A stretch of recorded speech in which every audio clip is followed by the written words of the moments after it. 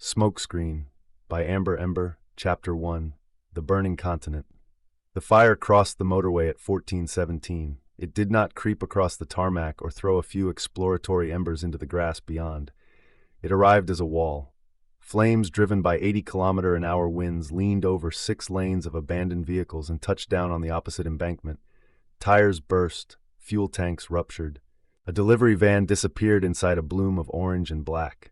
From the command vehicle parked 2 kilometers away, Captain Michael Adeyemi watched the motorway camera fail. One moment, the screen showed the A-36 cutting through the foothills east of Dijon. The next, it turned white, then black. "Camera 12 is gone," said the operator beside him. "No shit." Michael leaned over the digital map. Red lines marked the confirmed fire front. Amber lines showed its probable movement during the next 30 minutes. Beyond them, in the path the models had declared safe less than an hour ago, 3 villages were still being evacuated. How many people left in Montreuil? A French civil protection officer checked his tablet. Possibly 400, mostly elderly. 2 coaches are loading now. They've got 12 minutes. The fire was not supposed to cross there. Michael looked at him. The man was exhausted, soot ingrained in the lines around his eyes. It was not an excuse. It was disbelief. None of the fires were behaving as they were supposed to. "Get those coaches moving," Michael said. "Loaded or not. Send every available vehicle behind them for the rest. Police vans, fire tenders, private cars. I don't care. Nobody waits for permission." The officer relayed the order in rapid French. Outside, daylight had turned the color of old blood. Ash struck the command vehicle in dry, whispering waves. The sun was visible only as a dull red disk behind the smoke. Michael pressed the transmit switch on his headset. "Helitac 7, this is command. We've lost the motorway. Can you make a drop along the eastern embankment?" Static answered him. "Helitac 7, confirm reception." A voice broke through, faint and distorted. "Command, this is 7. We can't see the target. Smoke columns folding back on us." Michael looked at the wind display. "Wind remains west-southwest. That's not what the smoke's doing." "Say again." "The smoke is moving north at our altitude. Lower layers moving east. We've got opposing flow and heavy turbulence." The pilot paused. Behind his voice came the chopping strain of rotor blades. "Something's wrong up here." Michael had heard the same sentence in Spain, Italy, and southern Germany. Different pilots. Different aircraft, different fires, the same unease. "Abort the drop," he said. "Climb south and return to base." A burst of static swallowed the reply. 7, confirm abort." "Nothing." Michael straightened. "Track him." The operator enlarged the aviation display. Helitac 7's transponder blinked once, moved 200 meters north, and vanished. "Lost telemetry." "Radar?" "Nothing." Michael tried the pilot again. "Helitac 7, this is command. Transmit blind if you can hear me." The radio hissed.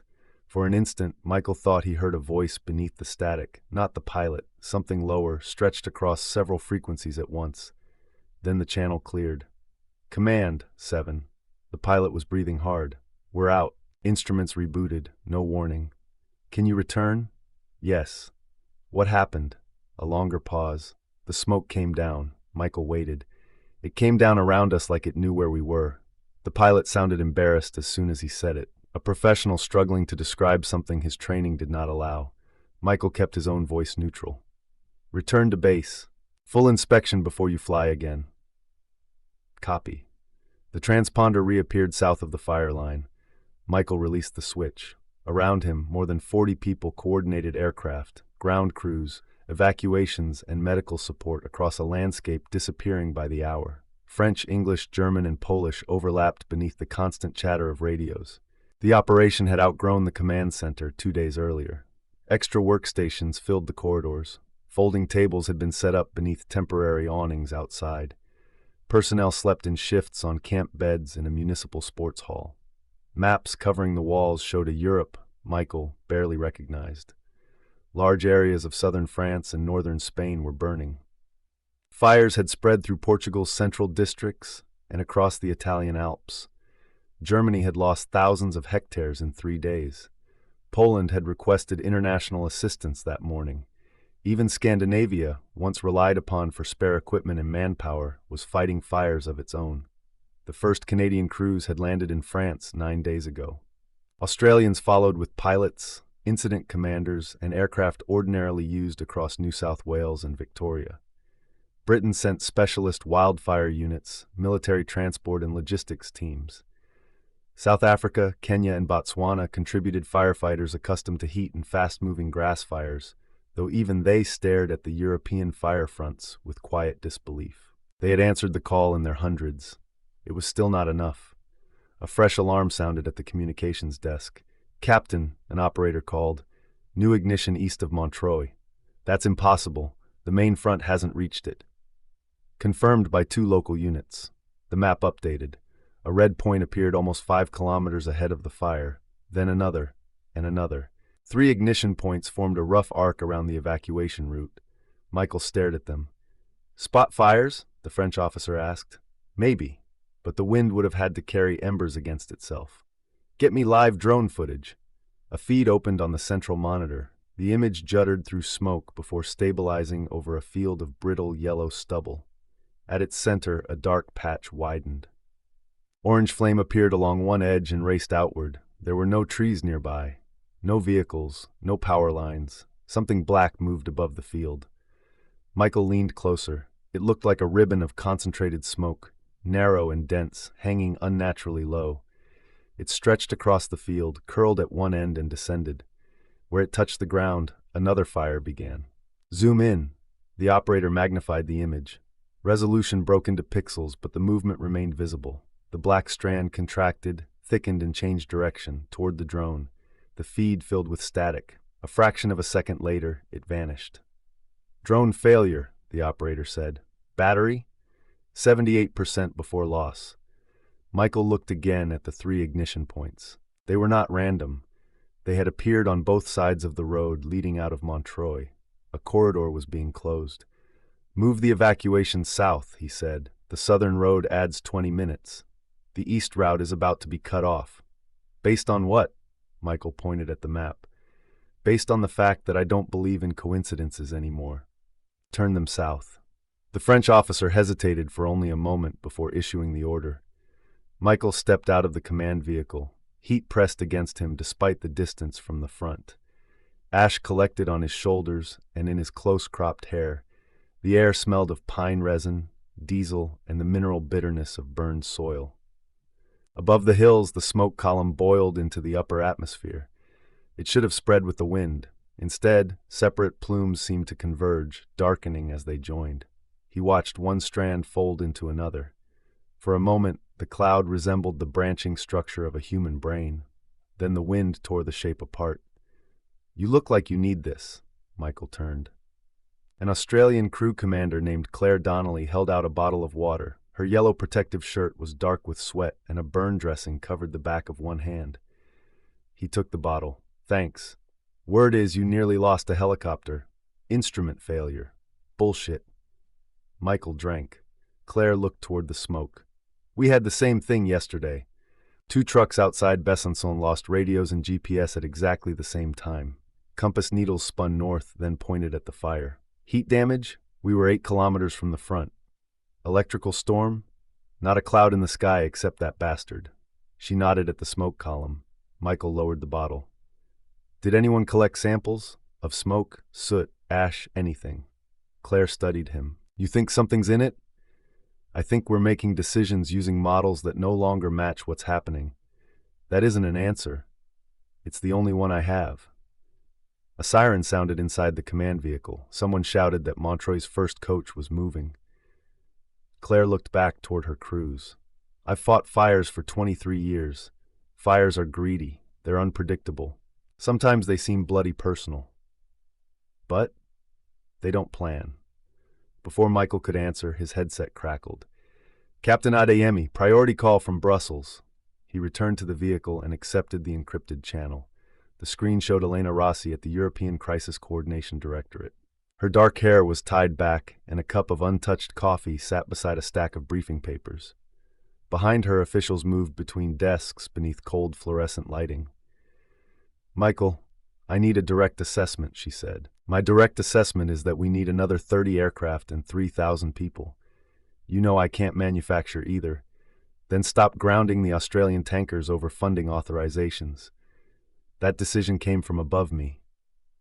Everything comes from above, until the people below are dead. Elena absorbed the remark without reacting. The morning briefing describes conditions as severe but stabilizing. Who wrote that?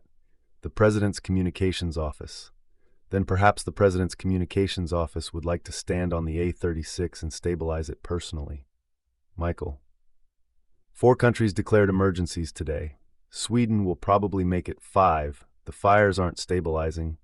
They're expanding faster than we can calculate. Elena glanced away from the camera. There's political concern about language. There are people burning in their homes. And if 30 million people panic at once, more will die. Michael understood the argument. He simply no longer had patience for it. What do you actually need from me? Elena lowered her voice. We're receiving unusual reports from multiple regions. Communications failures, aircraft instrumentation problems, unexpected smoke movement. Michael looked toward the blank drone monitor. How many reports? Enough that I'm asking you. Pilots say smoke is moving against the wind. We've documented ignition points appearing ahead of the fire front.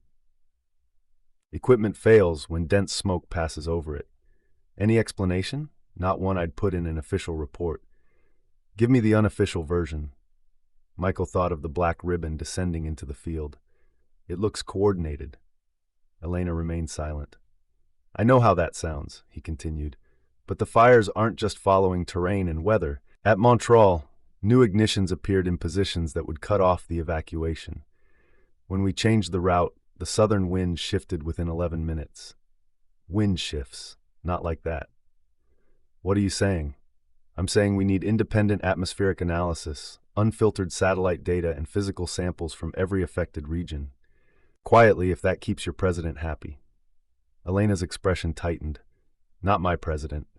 He seems determined to become everyone's problem. I'll see what I can release. Elena, don't send me another summary written for journalists. I need raw data. I heard you. The call ended. Michael checked the evacuation display. The first coach had cleared Montreal. The second was moving. A line of smaller vehicles followed. Minutes later, fire consumed the original eastern route. The prediction left no satisfaction, only a coldness that the surrounding heat could not touch. By dusk, all but 11 residents had escaped. 9 were found sheltering in a church cellar. 2 remained missing. The wind dropped shortly after sunset. Firefighters used the lull to reinforce containment lines and recover equipment. Michael had been awake for 36 hours when a young Swedish liaison officer approached his station carrying a tablet. Captain Adiemi? Michael looked up. If Sweden is asking for aircraft, the answer is yes, but I don't have any. It is not an equipment request. The officer placed the tablet on the desk.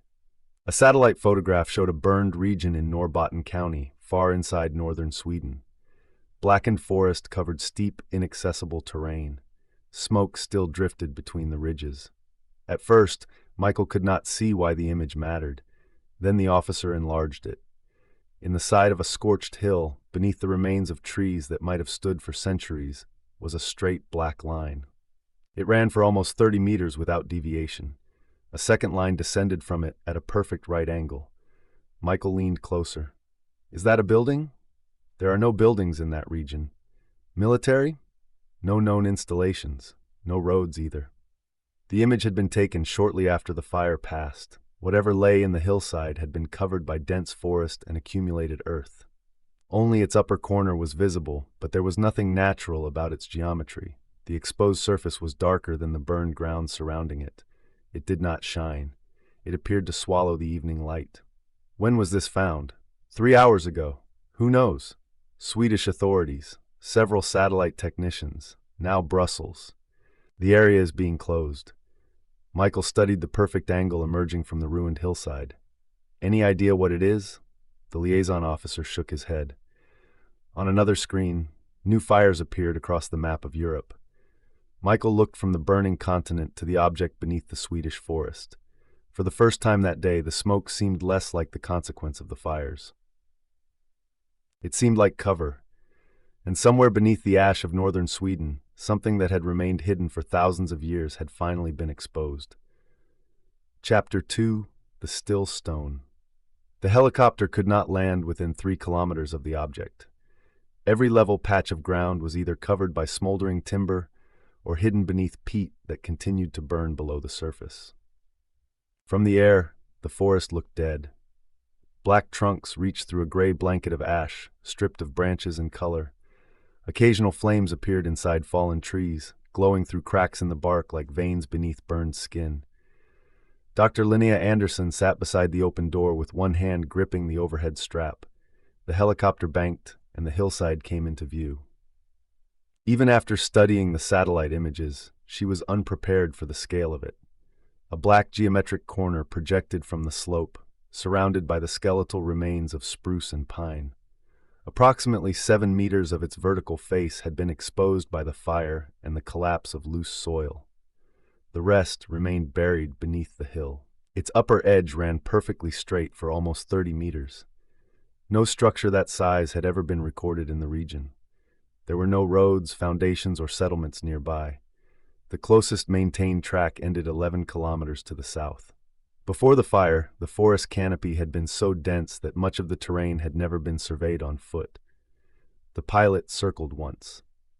"Anything on thermal?" Linnea asked through her headset. The technician seated opposite checked his display. "Nothing from the object. Nothing unusual. I mean nothing. I'm getting heat from the ground, the trees and exposed rock. The surface itself isn't returning a usable reading."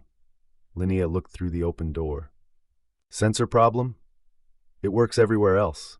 The helicopter moved across the hillside. Sunlight briefly struck the exposed face. There was no reflection. The object remained uniformly black, as though the light had simply ceased to exist where it touched.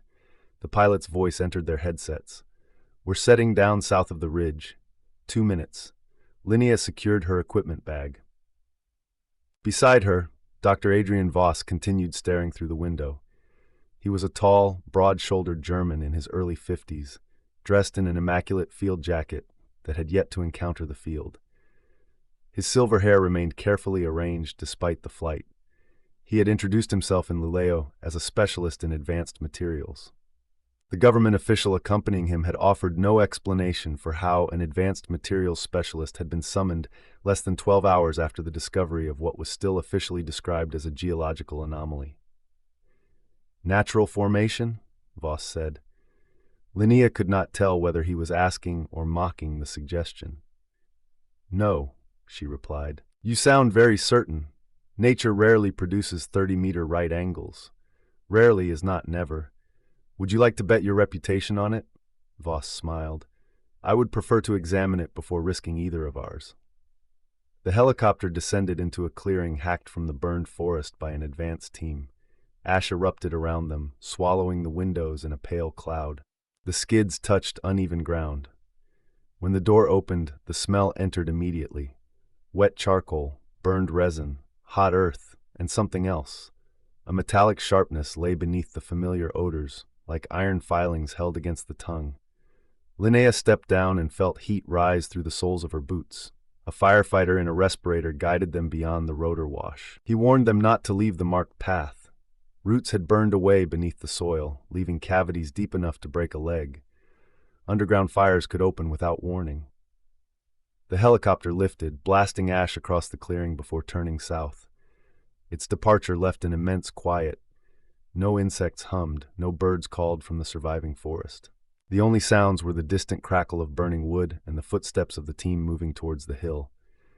Linnea had spent most of her professional life studying what fire left behind. Healthy boreal forests had evolved with it. Flames cleared old growth, released nutrients, and opened seed cones. Within days, beetles arrived. Birds followed. Shoots eventually pushed through the blackened ground. This place felt different. Fire had not cleared it. Fire had emptied it. She crouched beside the marked path and used a gloved finger to disturb the ash. Beneath it, the soil was gray and fine.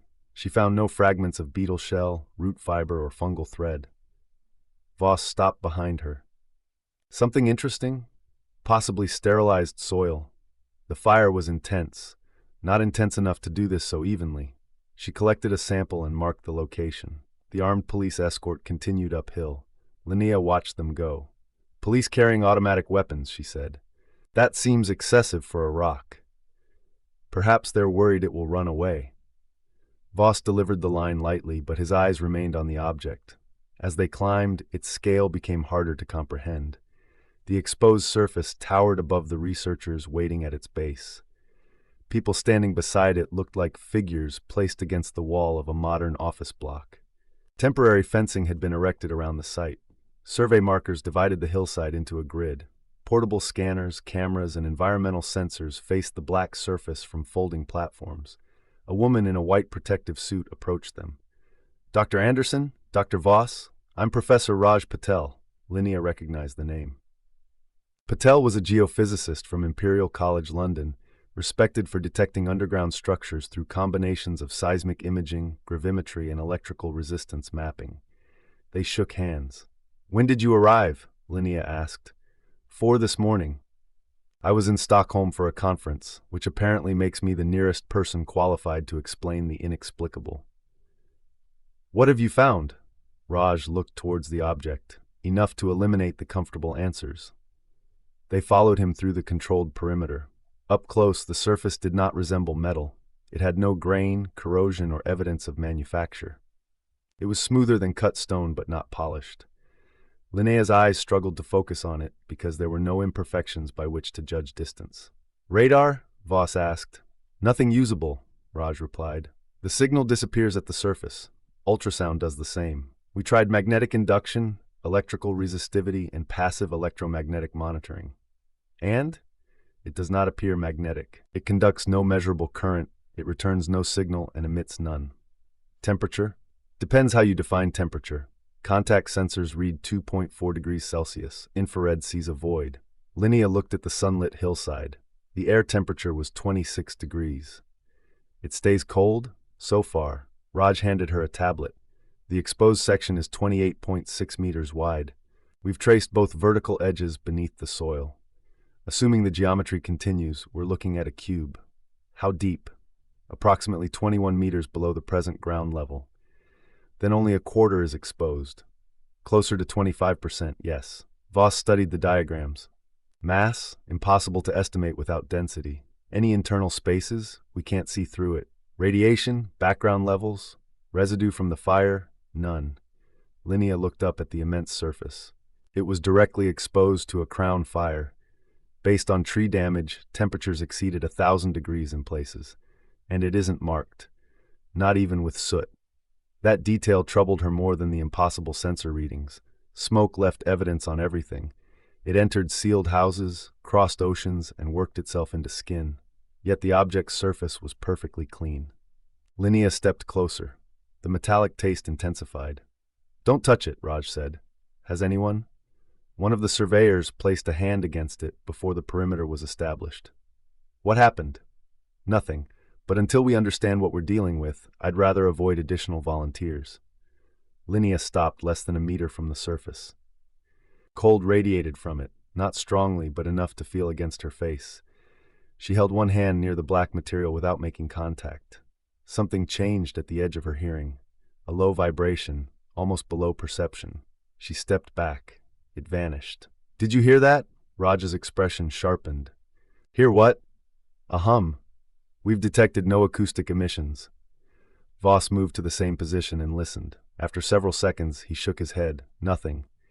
Linnea approached again. This time there was only silence. Fatigue, she told herself. Smoke exposure. Helicopter vibration lingering in the bones of her skull. Raj led them along the northern edge, where the surface disappeared beneath packed earth and stone. The preliminary assumption was that a modern structure had been covered by a landslide, he said. That no longer appears possible. "Why?" Linnea asked. He pointed to a section of exposed sediment. Colored markers showed where samples had been removed at different depths. "The deposits against the surface are undisturbed, no evidence of recent displacement, digging, or mechanical compaction." "How old?" "The upper layers are several centuries. Samples near the lower exposed edge are considerably older. We won't have reliable dates until the laboratory finishes, but one fragment of compressed birch has already produced a preliminary radiocarbon estimate." Raj paused. 11,800 years. Voss stared at him. "Contamination? Possible. We're running additional samples." "If the date is accurate," Linnea said, The material accumulated here around the end of the last ice age. Correct. This entire hill could have formed around it.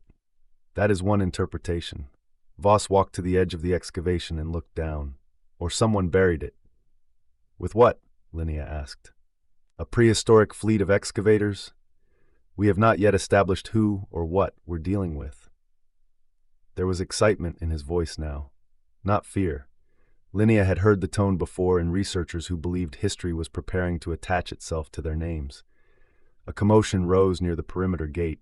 An older woman was arguing with two police officers. She wore heavy walking boots, dark trousers, and a red woven scarf despite the heat. Gray threaded her long black hair. She carried no visible equipment except a leather satchel. Her voice carried across the site. You had no authority to begin removing the soil. One officer responded in Swedish. This is a restricted emergency zone. You need to leave. The land is under consultation, not during a national emergency. That is always when consultation becomes inconvenient. Linnea recognized her from television interviews and academic disputes. Ravna El-Sara was a Sami historian and linguist who had spent 2 decades documenting oral traditions across northern Sweden, Norway, and Finland. She was also a persistent critic of mining projects conducted on traditional lands. Linnea approached the gate. Professor Sara? Ravna turned. Dr. Andersson. They had met only once, at a university panel on the ecological impact of northern development. Ravna remembered her immediately. What brings you here? Linnea asked, although the answer stood behind them. The same thing that brought armed police and a German defense consultant. Voss had followed Linnea to the gate. I am a materials scientist, he said. You are employed by Volker Strategic Systems, among other organizations. A weapons company among other organizations is still a weapons company. The police officer raised a hand. This conversation is finished. Ravna ignored him and looked at Linnea. You must stop the excavation. We haven't begun excavating the object. We're assessing the site. You have removed soil for dating and structural analysis. That is how excavation begins, with reassuring language and small machines. Linnea lowered her voice. Do you know something about this place? Ravna's attention moved past her to the cube. The anger in her face gave way to something quieter. Recognition. My grandmother told me a story when I was a child, she said. Her grandmother told it to her. It came from generations before there were roads here. What story? About a black sickness that traveled in the breath of fires. People heard voices in smoke. Families walked into burning forests together because they believed dead relatives were calling them. Voss gave a soft, impatient sigh. Ravna looked at him. You find that amusing? I find folklore an unreliable analytical instrument. It has lasted longer than any instrument on this site. Linnea glanced towards the cube. Was an object mentioned? A stone beneath the northern forest, square, cold, and without a door. Raj had joined them. A cube? The old description translates as the still stone. It was not to be moved, uncovered, or struck. Why? Ravna's gaze settled on the exposed black corner. Because it kept the sky asleep. Nobody spoke for several seconds. Voss broke the silence. With respect, this object has been hidden for approximately 12,000 years. No oral history survives intact for that long. Not intact, Ravna said. Changed, shortened, made into stories for children, but people preserve what frightens them. The radio on Raj's belt crackled. A technician's voice came through. Professor Patel, we have a problem with sample station 4. What kind of problem? You need to see it. They returned to the northern side of the object. A technician knelt beside a portable microscope, staring at its screen. Several sealed sample containers stood on the table. What happened? Raj asked. The technician pointed to the labeled dishes. Soil from 10 meters outside the perimeter contains bacteria, fungal spores, and organic debris consistent with a severe burn. And the samples beside the object? Nothing. Heat sterilization? That was my first thought, but the organic material isn't burned, it's absent. Linnea examined the magnified image. The sample appeared unnaturally uniform. How large is the sterile area? We don't know yet. At least 6 meters from the exposed face. Map it, she said. Every half meter. Depth samples as well. The technician nodded. Linnea looked across the burned slope. Something pale protruded from the ash near the perimeter fence. She walked towards it and crouched. It was a field mouse. The animal showed no burns or visible injury. Its fur was intact. It lay on its side with its legs drawn close to its body, as though it had simply stopped moving. Another small shape rested several meters away, then another. Birds, beetles, mice, all beyond the reach of the flames, all dead around the cube. She heard her name through the radio clipped to her jacket. "Dr. Andersson, you have a personal call from Sunderby Hospital." Her stomach tightened. "My brother?" They wouldn't give details. They said it was urgent. Linnea moved away from the group and accepted the call. A doctor introduced herself. Emil had been brought in with 3 firefighters from the initial Swedish blaze. He had suffered smoke inhalation and a period of unconsciousness, but was now breathing without assistance. "He's awake?" Linnea asked. "Yes, physically he appears stable. The qualification was unmistakable. What does that mean?" "He's disoriented. We initially thought it was hypoxia, but his oxygen levels have recovered." "Can I speak to him?" A pause followed. Muffled voices moved in the background. Then her brother came onto the line. "Linnea?" Relief weakened her knees. "Emil, how are you feeling?" "My chest hurts." "That's to be expected. They're looking after you." "I know." His voice sounded distant, but recognizably his. "What happened out there?" she asked. "We were cutting a break when the wind turned. The smoke dropped over us." "Did you lose your mask?" "No." "Then how? It came through." Linnea looked back at the cube. "What came through?" "The smoke." "Emil, listen to me. You were unconscious. Some of what you remember may be confused." "I'm not confused." His voice changed. The distance disappeared, replaced by sudden urgency. "You're at the hill, aren't you?" Linnea went still. Her visit had been classified. Even their mother did not know where she was. "Who told you that?" "No one." "Emil, I can see it." The metallic taste returned to Linnea's mouth. "What can you see?" "The black corner, the people digging around it, the woman with the red scarf." Across the site, Ravnud beside the perimeter gate, her scarf moving gently in the hot breeze. Linnea could not answer. Emil began to cry, not loudly. She heard him fighting to control his breathing, ashamed of the fear entering his voice. "It knows you found it," he whispered. "Who knows?" A burst of interference crossed the call. For an instant, dozens of faint voices seemed to speak beneath her brother's breathing. Then Emil said, very clearly, "Put the earth back." The connection died. Linnea stared at the phone. Around her, instruments continued recording.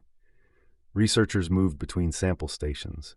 Police guarded the fencing against a threat none of them could yet name. The cube remained black, cold, and perfectly silent. But the dead animals formed a widening circle around it. And somewhere hundreds of kilometers away, a man who had never seen the hillside knew exactly what stood upon it. Chapter 3. Black Breath. By the time Linnea reached Sunderby Hospital, Emil had covered the walls of his room with drawings. They had been made on anything he could find. Sheets of hospital paper, the backs of meal menus, a leaflet explaining the symptoms of smoke inhalation. On the bedside table, a detailed sketch continued across 3 joined paper towels. Every drawing showed the same thing, a black cube buried inside a hill. Linnea stopped in the doorway. Emil sat upright in bed with an oxygen tube beneath his nose. Soot remained embedded around his fingernails, despite repeated washing. His blonde hair was damp with sweat, and a purple bruise covered one side of his forehead. He looked older than he had 3 days earlier. A nurse stood beside him, holding a packet of felt-tipped pens. "We took the pencil away," she told Linnea quietly. "He used a fork." Emil gave a tired smile.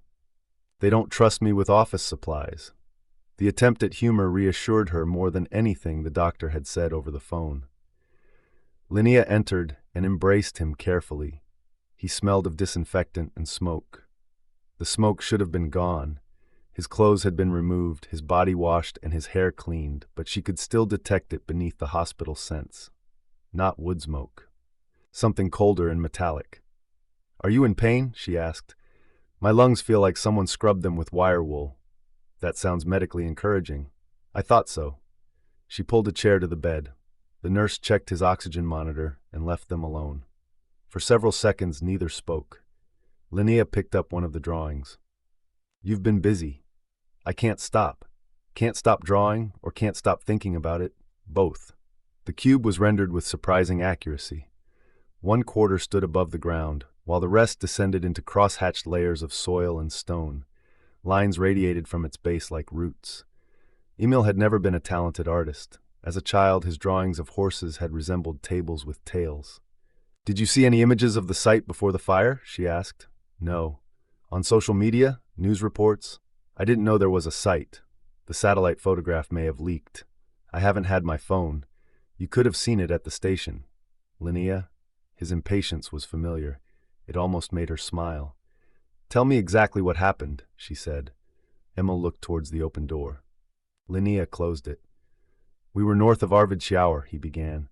"The main fire was moving east. We'd been cutting a break since morning. Conditions were bad, but nothing we hadn't trained for." "Who was with you?" "Jonas, Mikkel, and Sophia, 2 forestry crews farther south."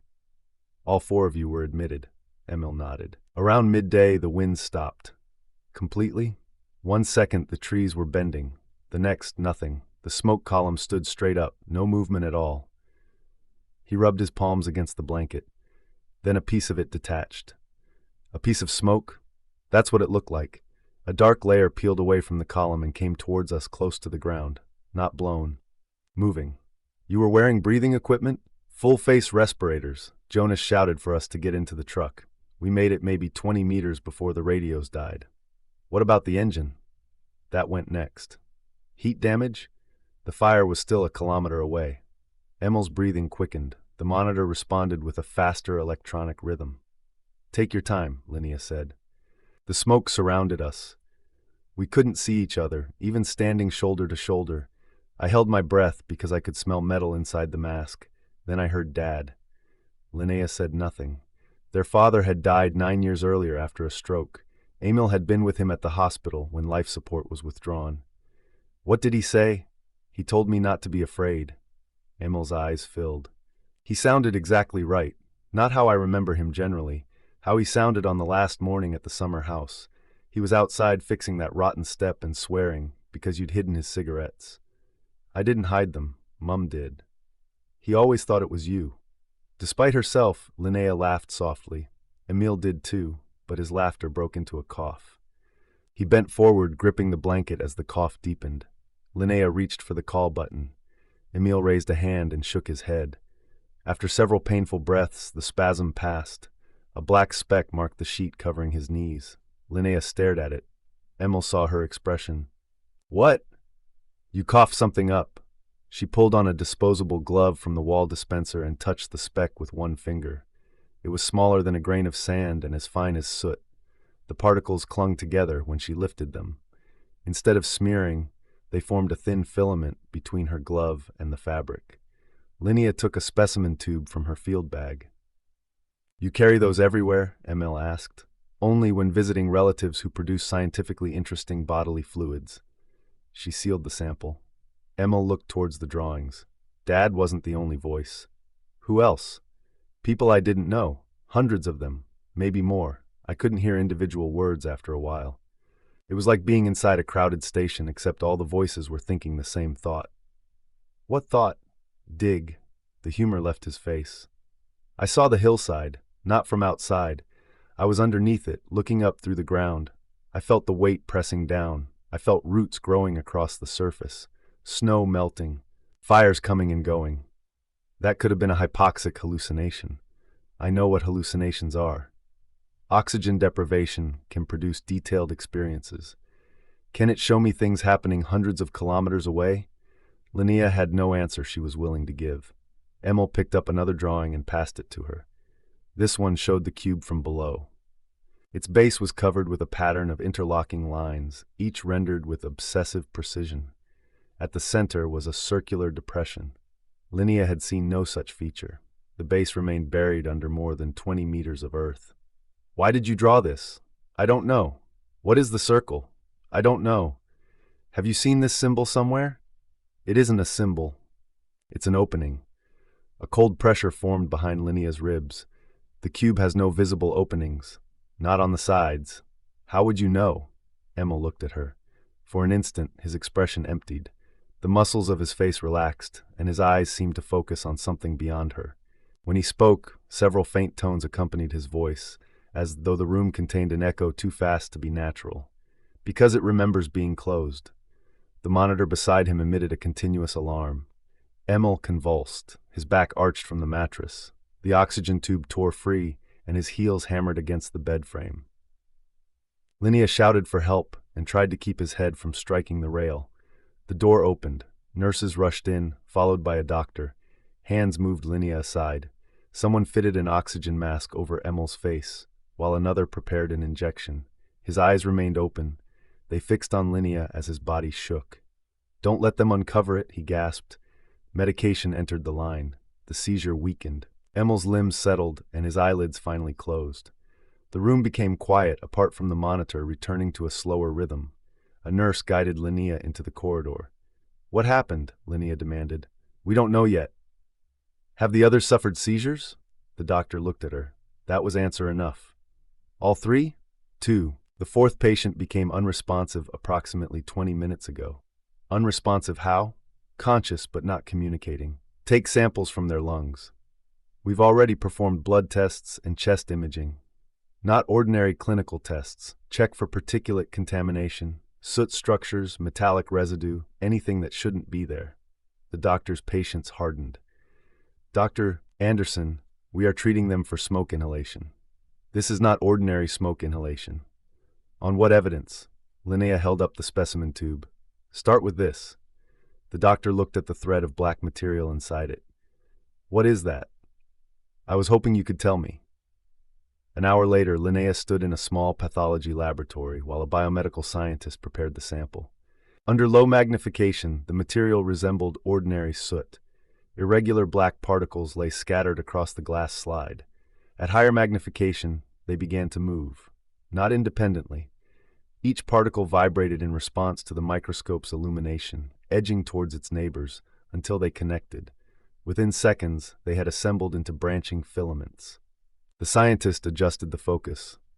"Could be electrostatic attraction." "Turn off the illumination," Linnea said. The light disappeared. The structure collapsed. When the beam returned, the particles assembled again, but not in the same pattern. This time the branches extended towards the brightest part of the field. The scientist leaned away from the eyepiece. "Soot doesn't do that." "No. What does?" Linnea watched the black filaments rearrange themselves. "I don't know." Her phone rang. Raj Patel. "We have the first comparative results from the soil samples," he said. "Where are you?" "At the hospital." "How's your brother?" "Alive." "Raj, I need you to prepare an isolated microscopy station at the site. No network connection. Independent power." "For what?" "I found particulate material in Emil's lungs." A brief silence followed. "From the fire?" "I think so. It self-organizes under light." "What do you mean, self-organizes?" "Exactly what I said." Raj lowered his voice. "You should come back. Something else has happened." "What?" "The excavation authority arrived." "What excavation authority?" "A government delegation. Engineers, security personnel, heavy equipment. They intend to clear the northern and eastern faces. Today, Voss has convinced them the hillside is unstable." "Is it?" "Not according to my survey." "Have you told them?" "Yes, and?" "They thanked me for my contribution." Linnea closed her eyes. "I'm on my way." She left Emil under sedation and arranged for his specimen to be sealed in a secure refrigerator. Before departing, she returned briefly to his room. Someone had removed the drawings from the walls and stacked them on a chair. Linnea took the image of the cube's base and folded it into her field notebook. Emil slept beneath a thin blanket. Without the fear in his face, he looked younger, closer to the brother who used to follow her through the forest, collecting frogs in jam jars. She touched his hand. Black residue remained beneath his fingernails. "I'll put it back," she whispered, although she did not yet know whether she was reassuring him or herself. Outside, the evening sky over Luleå was clear.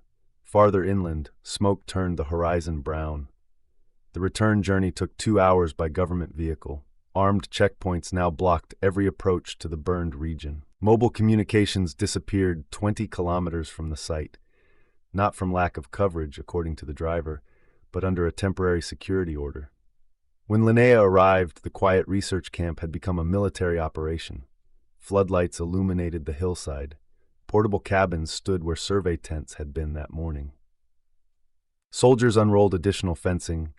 while engineers assembled a tracked excavator fitted with a reinforced cutting arm. Ravna remained outside the perimeter. She stood alone beside the road, watching the machinery. Linnea asked the driver to stop. "They're beginning tonight," Ravna said as Linnea approached. "I know. And you will help them? I'm trying to understand what we found. So is a child who puts his hand into a fire. My brother was caught in the smoke that uncovered this place. He saw the cube without knowing it existed." Ravna studied her carefully. "What else did he see?" "The base." The older woman's expression changed. Linnea removed the folded drawing from her notebook and opened it beneath the checkpoint light. Ravna looked at the interlocking lines and the circular opening. "Have you seen this pattern before?" Linnea asked. "Not seen. But you recognize it. A story describes roots of black metal beneath the stone. It says they joined the deep earth. What does that mean?" "I don't know. The account was preserved as a song. Much of it has been lost." "Can you translate what remains?" "Yes." "Then come inside with me." "The police have refused. I'm authorizing you as a cultural and historical consultant." "Do you have that authority?" "No." Ravna folded the drawing and returned it. "Good," she said. "For a moment, I was worried you belonged here." At the gate, Linnea presented her credentials and informed the officer that Professor Sarah was required for the investigation.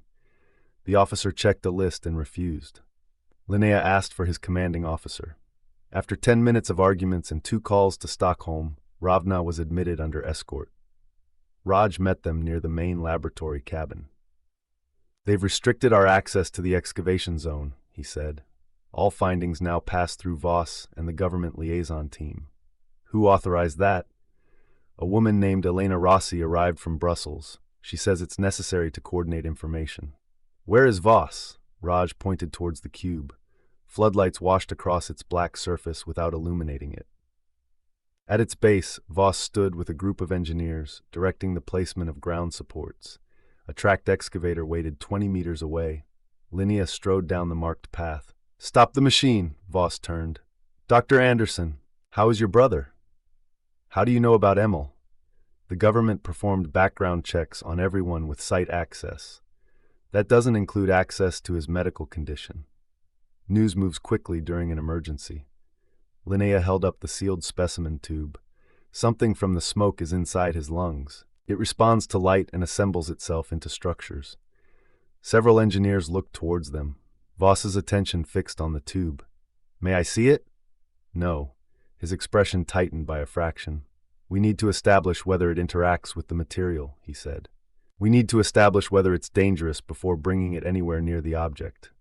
The same could be said of every unknown substance. It came from 4 firefighters who collapsed simultaneously. 2 have suffered seizures. 1 is conscious but unresponsive. Voss glanced towards the waiting machinery. "Which makes rapid investigation more important." "You want to excavate 20 meters of hillside based on what?" "Based on the existence of an engineered object older than human civilization. And because the company paying you wants a sample." For the first time, Voss lost his polished composure. "Volker Strategic Systems is not directing this operation." "Then you won't object to suspending excavation until we understand the biological risk." "I do object. Every hour increases the possibility of information leaks, contamination, and unauthorized interference." Ravna stepped forward. "It has remained untouched for 12,000 years. Your sudden concern about lost time is absurd." Voss looked at her red scarf, then at the police escort. "Who allowed her inside?" "I did," Linnea said. "You don't have the authority." "Then we agree on something." A new voice entered the argument. "Enough." Elena Rossi approached from the command cabin. She wore dark civilian clothes beneath a borrowed high-visibility jacket. Fatigue showed beneath her eyes, but her manner was controlled. "Dr. Andersson, I'm Elena Rossi. I understand you have relevant medical evidence." "I may have. Then it will be examined under containment conditions. Excavation will proceed only after an environmental and biological assessment." Voss turned to her. "That is not the agreement."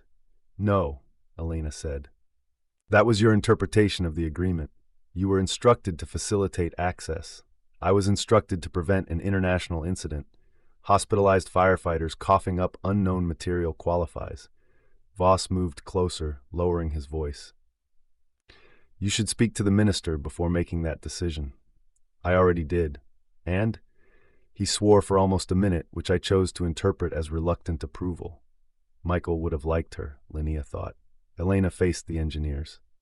Power down the excavator. Establish a clean laboratory. No samples enter or leave without documented authorization. The engine fell silent. For several seconds, relief softened the tension in Linnea's shoulders. Then a technician shouted from the eastern sensor station. One of the floodlights went out.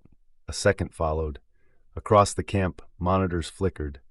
Radio channels filled with static. The black material inside Linnea's specimen tube rose from the bottom. Individual particles climbed the glass and joined one another, forming a thin, branching structure. Every branch leaned towards the cube. The ground trembled. It was barely strong enough to feel, but water moved inside bottles and tools rattled against metal tables. Raj checked the portable seismometer. Localized vibration, he said. 28 hertz. Source? Elena asked. He stared at the display, directly beneath us. A sound emerged from the cube. It was not loud. It seemed to enter through bone rather than air, a low, layered pulse that pressed against Linnea's teeth and settled inside her chest. Once, then again. The particles in the tube contracted with each vibration. Ravna closed her eyes. What is it? Linnea asked. The oldest part of the song, she replied. The pulse came a third time. Ravna opened her eyes and looked at the machinery surrounding the hillside. We were wrong about the words. What did they mean? Not keep the sky asleep. Around them, the dead forest stood perfectly still. They mean keep the black breath divided. The cube pulsed again. Far above the site, smoke that had been drifting east changed direction. Slowly, against the prevailing wind, it began to turn towards them. Chapter 4: The Dividing Line. The smoke arrived shortly after midnight. It came through the surviving forest as a low black tide, no more than 2 meters above the ground. There was no fire behind it. No wind carried it. The upper branches of the trees remained motionless as the smoke poured between their trunks. Technicians abandoned the eastern sensor stations and ran for the command cabins. Soldiers pulled respirators over their faces and sealed the inner gate. Floodlights turned the approaching cloud from black to bruised gray, revealing slow folds moving against one another inside it. Linnea watched through the laboratory window. Seal that tube, Elena said. It is sealed. The particulate sample from Emil's lungs had spread across the inside of the glass. Its branching filaments strained towards the smoke on one side and the cube on the other, trembling with the object's low pulse. Raj checked the environmental monitors. No increase in wind speed. Air pressure is stable. Then what's moving it? Elena asked.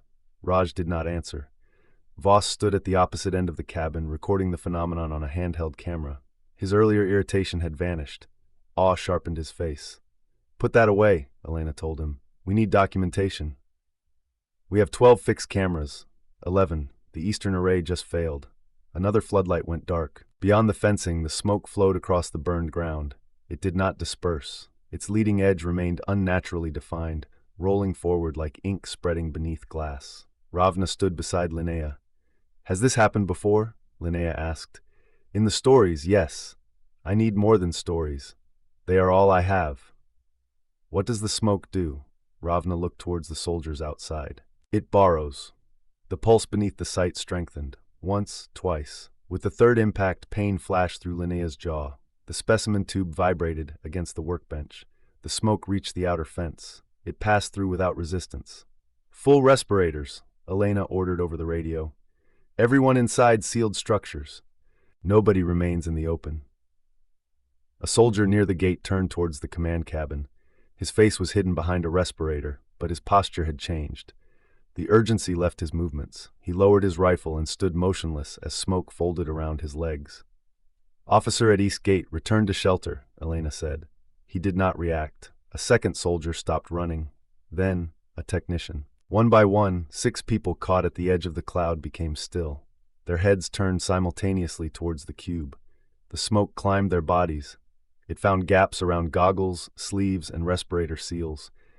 Thin tendrils tested the protective equipment with the delicacy of fingers. Linnea reached for the door. Raj caught her arm. What are you doing? They need help. You'll join them. We can't leave them outside. Elena keyed her radio. East Gate team, respond. All 6 people began walking, not towards shelter, towards the cube. They're breaching the inner perimeter, Elena said.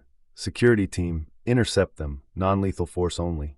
4 soldiers emerged from a reinforced cabin on the western side.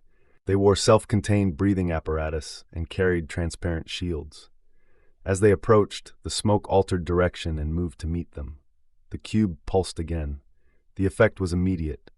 A vertical distortion appeared in the air several meters from its exposed face. Ash lifted from the ground in a straight line. The approaching smoke struck that invisible boundary and divided. Half flowed north, half flowed south, none crossed. The 6 affected people continued forward until they reached the line.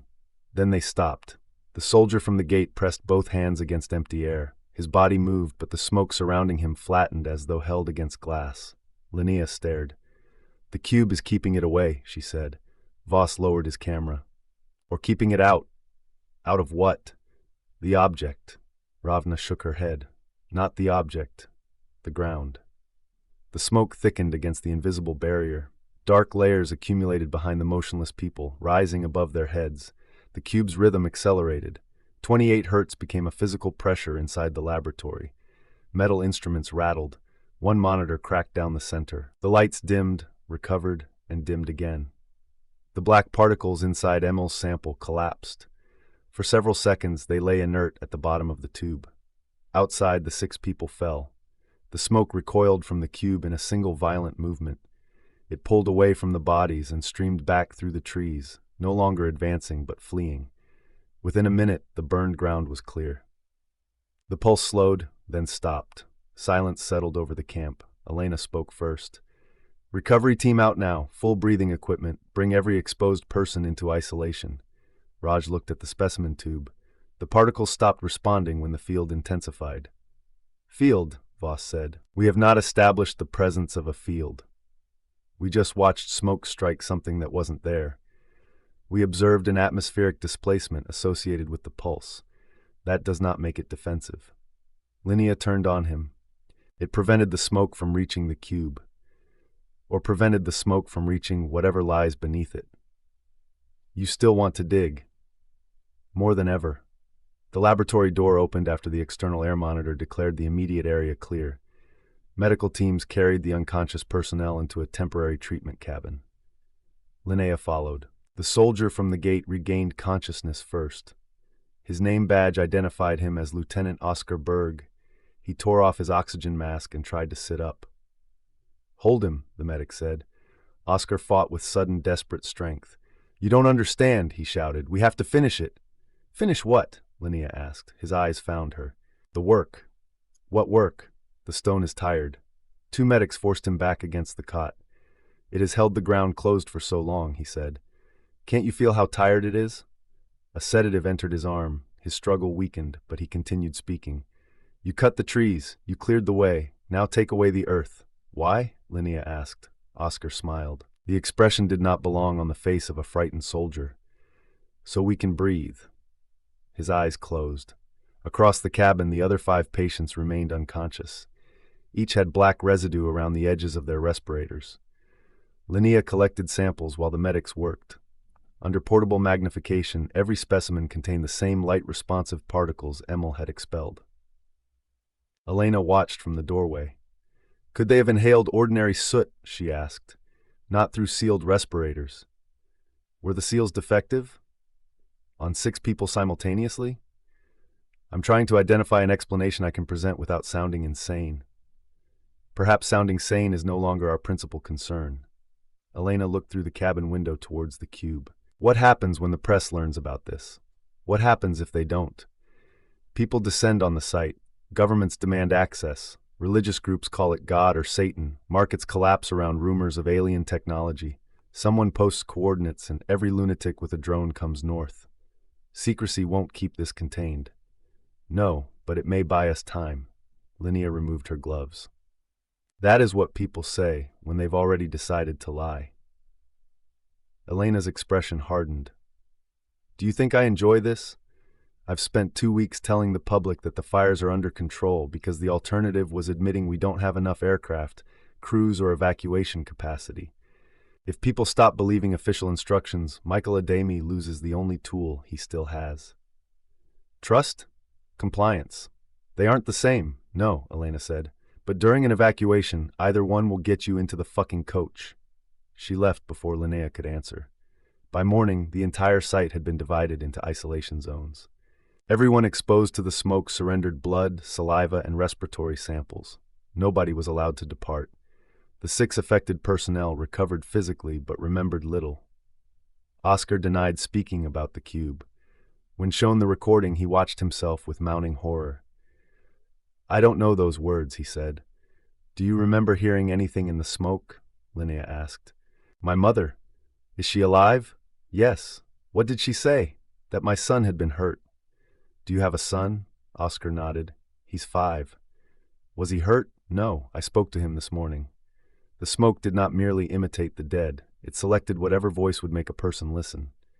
In the laboratory, Raj and Linnea compared the new samples with material collected from Emil. The microscopic particles were visually identical. Both assembled under light and collapsed when exposed to a recording of the cube's 28 Hz pulse. "Sound shouldn't do this," Raj said. "Not at that intensity. Unless the sound is a side effect rather than the mechanism." "Electromagnetic?" "Our monitors failed during the strongest pulse. Convenient." They moved the samples into a shielded testing box and exposed them to controlled wavelengths. Ultraviolet light produced little response.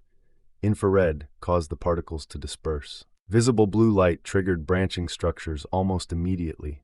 When Linnea placed 2 isolated samples at opposite ends of the chamber, both formed the same pattern at the same time. Raj enlarged the image. The structures resembled tiny trees spreading across the slides. "No contact between them," he said. "Separate containers. Separate electrical isolation, but identical behavior." He altered the light intensity over only one sample. Both changed. Raj stared at the controls. "They're exchanging information." "How? I don't know." "Can we determine whether the pattern carries data?" "Not without knowing what constitutes a symbol." Linnea remembered Emil's drawing. She laid it beside the monitor. The arrangement beneath the microscope was more complex, but several branches intersected at the same angles as the lines he had drawn beneath the cube. Raj noticed it too. That could be coincidence. Yes, neither believed it. A secure video call from Brussels interrupted them. Elena had assembled representatives from the European Atmospheric Program, wildfire agencies, and national laboratories. Michael joined from France, still wearing his smoke-stained uniform. For the first time, Linnea saw the man whose operational reports had documented the abnormal fire behavior. Elena began without introduction. "What you are about to see is classified under emergency authority. Recording is prohibited. Sharing any part of this briefing without authorization may result in criminal charges." Michael leaned towards his camera. "That should encourage an open scientific discussion." Elena ignored him. She showed the satellite sequence from the previous night. From above, the smoke approaching the Swedish site formed a narrow band extending more than 100 kilometers. Its direction contradicted surface and upper atmosphere winds. When the cube pulsed, the smoke divided around the hillside. Michael watched the sequence twice. "I saw a smaller version in France," he said. Smoke descended ahead of 3 ignition points. "Do you have samples?" Linnea asked. French teams collected ash from one site. "We also have filters removed from the helicopter that lost instrumentation." "Send them to an independent laboratory. Do not bring them here." "Why?" Linnea described the particles found inside Emil and the exposed personnel. Michael's face became still. "My pilot coughed black residue after landing." "Where is he now?" "Medical observation in Lyon." "Isolate him." "On what authority?" "Mine, if anyone will accept it. Keep him away from bright light and active fire zones." Michael turned to someone outside the camera's view and issued the order. An atmospheric scientist displayed a map of reported equipment failures across Europe. The incidents followed major smoke plumes, but not the hottest sections of the fires. Another layer appeared, unexplained ignition points. Together they formed branching lines extending northwards, towards Sweden. "It looks like a transport network," Raj said. "Or a vascular system," Linnea replied. Michael studied the map. "No," he said. "It's a search pattern. He highlighted 3 major fires in France, Germany, and Poland. These fronts changed direction after aircraft entered the area. When crews withdrew, the fires corrected north. We assumed weather effects. What if the heat isn't the objective? What is? Elena asked. Smoke. Nobody spoke. Michael continued. Fire creates it, wind carries it. Every new burn expands the cloud and moves it farther. If these particles communicate inside smoke, then every plume adds to the same system, Linnea said. A system doing what? Asked one of the officials. Michael brought up the map of northern Sweden. Finding that? Voss had entered the laboratory during the call. He stood behind Linnea, listening.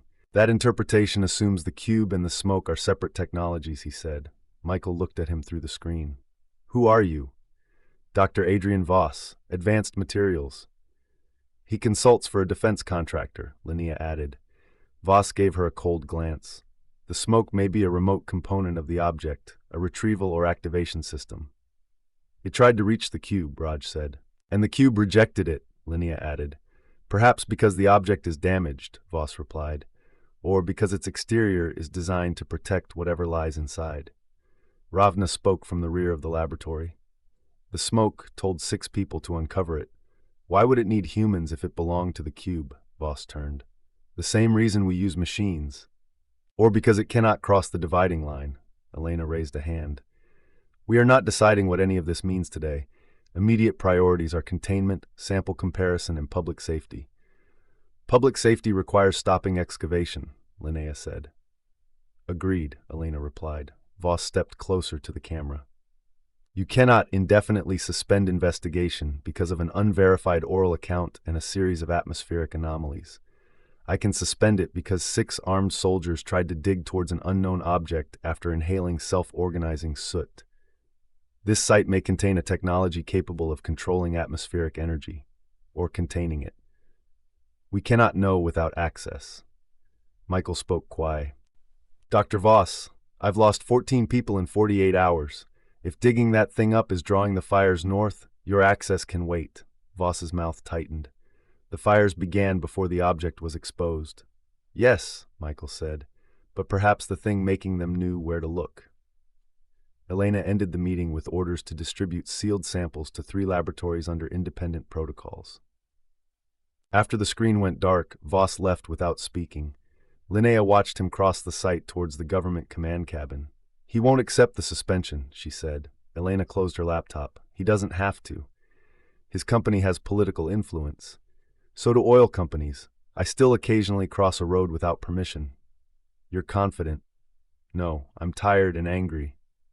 It creates a similar effect. A technician called Raj to the microscope. The 2 isolated particle samples had changed again. Their branching forms had withdrawn from the edges of the slides and gathered into compact geometric shapes. Under magnification, each consisted of a black square surrounded by 4 incomplete lines. Raj adjusted the image. What triggered that? Linnea asked. Nothing. The chamber remained sealed.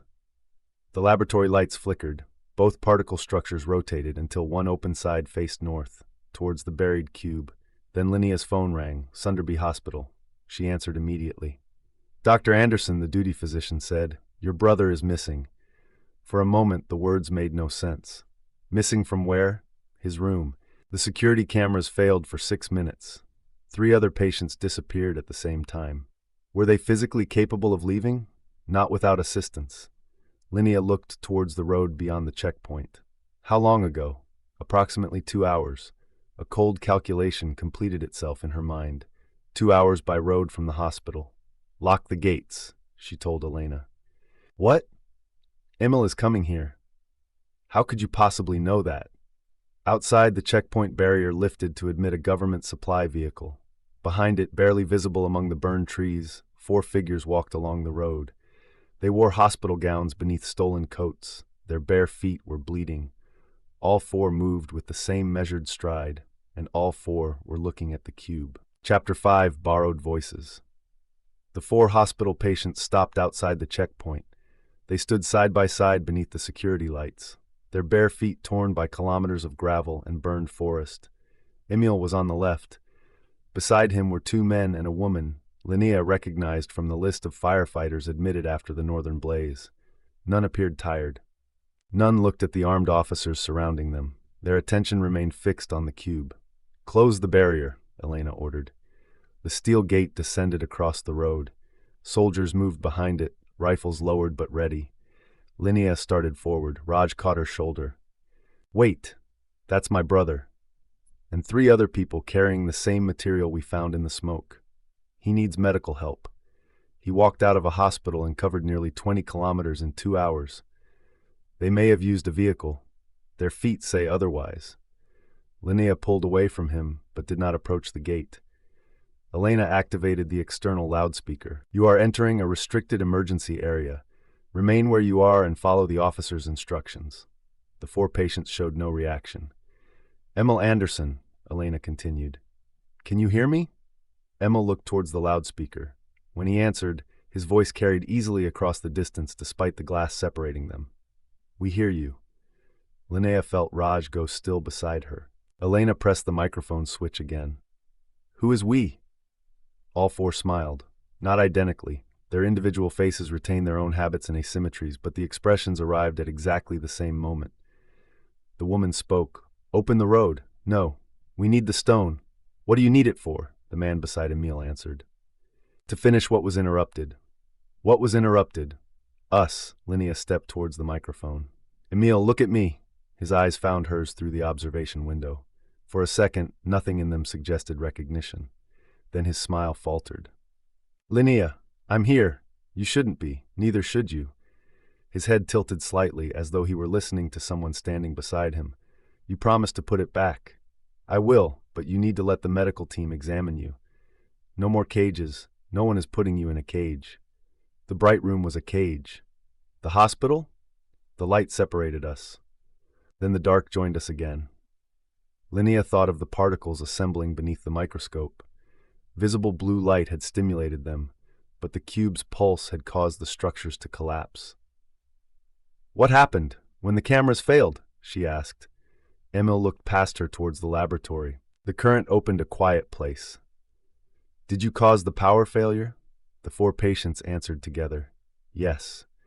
The word emerged with slight differences in pitch and timing, forming a rough chord. One of the younger soldiers backed away from the gate. Elena lowered the microphone. "We need containment vehicles and sedatives." "If you rush them, they may hurt themselves," Linnea said. "They may hurt everyone else. They've shown no aggression. They walked through a secure hospital, disabled surveillance, and crossed a forest fire zone in their underwear." "Hospital gowns," Raj said. Elena looked at him. "Sorry." Linnea took the microphone again. "Emil, tell me what you want us to do." "Remove the soil." "Why?" "The stone is failing." "Failing to do what?" the woman answered. "To hold us apart." The phrase settled into the room. Ravna had entered silently behind them. She moved closer to the window. "Ask where it came from," she said. Linnea pressed the switch. "What are you?" The 4 patients looked at one another. For the first time, their shared certainty seemed to falter. "We are what remains," Emil said. "Of what?" "Everyone who breathed." "That isn't an answer. It is the only answer we have. Are you human?"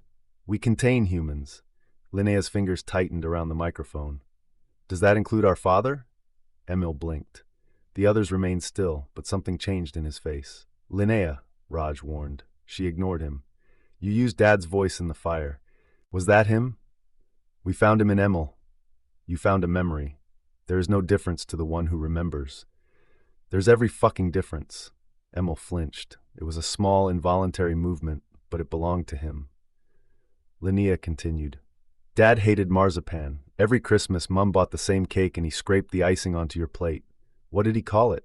Emil's mouth opened. No answer came. "What did he call it?" The other 3 patients turned towards him.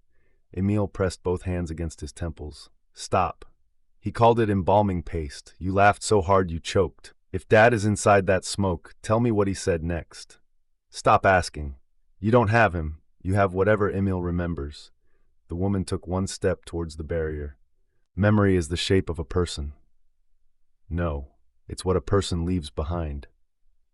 All 4 faces tightened with anger. The reaction was more frightening than the smiles, because the anger did not arrive simultaneously. It moved between them. The woman first, then one man, then the other, and finally Emil. as though a single emotion were traveling through 4 nervous systems. The security lights dimmed. Radios cracked with interference. "Linnea," Emil said, "you were 8 when you fell through the lake ice." She stopped breathing. "You never told anyone what happened beneath the water." The winter afternoon returned with impossible clarity. The shock of cold, the dark underside of the ice, her gloves sliding across a surface she could not break. A shape had moved below her. For years, she had told herself it was weed disturbed by the current. Emil continued, "You saw someone looking up at you." Her hand fell from the microphone switch. Raj watched her. "Is that true?" "I was hypothermic. I don't know what I saw." Emil moved closer to the gate. "You heard a voice before Father pulled you out. You buried the memory, because children know when adults will not believe them." Linnea remembered the sound now, not through the water, inside her head, a crowd whispering from somewhere deep below the lake. "Come down." She stepped away from the window. The intelligence had not taken that memory from Emil. She had never told him. "How do you know?" she asked. Emil's face softened. "We have touched you before." The power failed. Darkness swallowed the checkpoint. Emergency lamps activated in the main compound, but the road outside disappeared. Soldiers shouted. Weapon lights cut through the blackness. "Hold your positions," Elena ordered. "Nobody fires." A body struck the steel barrier. Then another. The gate shuddered. Infrared surveillance appeared on a battery-powered monitor. The 4 patients were pushing against the barrier together. Their body temperatures burned white on the display. Beyond them, something colder moved through the trees. Smoke poured onto the road. "Respirators!" Raj shouted. The cloud gathered behind the patients, surrounding them without obscuring their infrared signatures. The gate began to rise. "Who's operating it?" Elena demanded. "No one," a technician replied. "Control system is offline." The barrier lifted another 20 centimeters. Emil dropped to the ground and pushed one arm through the gap. A soldier raised his rifle. Linnea moved between them. "Don't shoot." "Get back, doctor." "That's an order," Elena said. Weapons down. The gate continued rising. Raj ran to the manual control housing and pulled the emergency release. Nothing happened. It's magnetically locked open. Voss appeared through the darkness carrying a portable power unit. "What are you doing?" Elena asked. "Restoring the perimeter field." "What perimeter field?" "The cube's emission affected the smoke earlier. We recorded the dominant frequency." "You cannot reproduce an unknown field with a speaker." "No, but we can reproduce its acoustic component." Voss connected the unit to 2 survey transducers positioned beside the road. Raj stared at him. "When did you build that?" "I adapted seismic testing equipment." "Without telling us?" "You were occupied." The barrier rose past Emil's shoulders. Voss activated the transducers. A deep vibration passed through the road. It sounded like the cube's pulse, but thinner, artificial. Linnea felt it in her feet rather than her chest. The particles in the specimen tube reacted instantly, collapsing from the glass. Outside, the smoke convulsed. The 4 patients screamed. "Turn it off," Linnea shouted. "Not yet." Voss increased the output. The smoke pulled away from the gate, writhing across the road. The patients fell, hands covering their ears.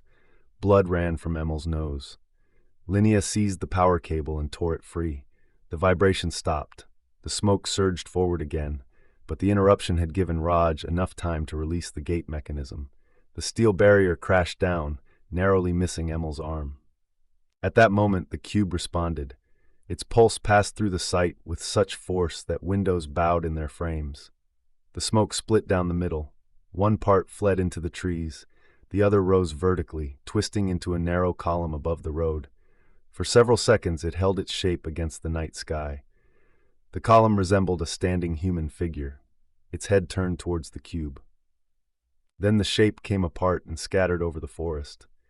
Emergency power returned. Emil lay curled outside the gate. The other patients were unconscious around him. "Open it," Linnea said. Elena hesitated. "The smoke is gone." "We don't know that. If we leave them there, they'll die." Elena gave the order. A medical team in sealed breathing apparatus entered through the pedestrian lock. They fitted each patient with an isolation hood before bringing them inside. Emil's eyes opened as Linnea knelt beside him.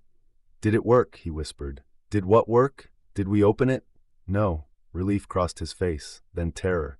"It can make us want things." "I know." "No, you don't." He gripped her wrist. When it's inside, wanting feels like remembering. You think the idea has always been yours.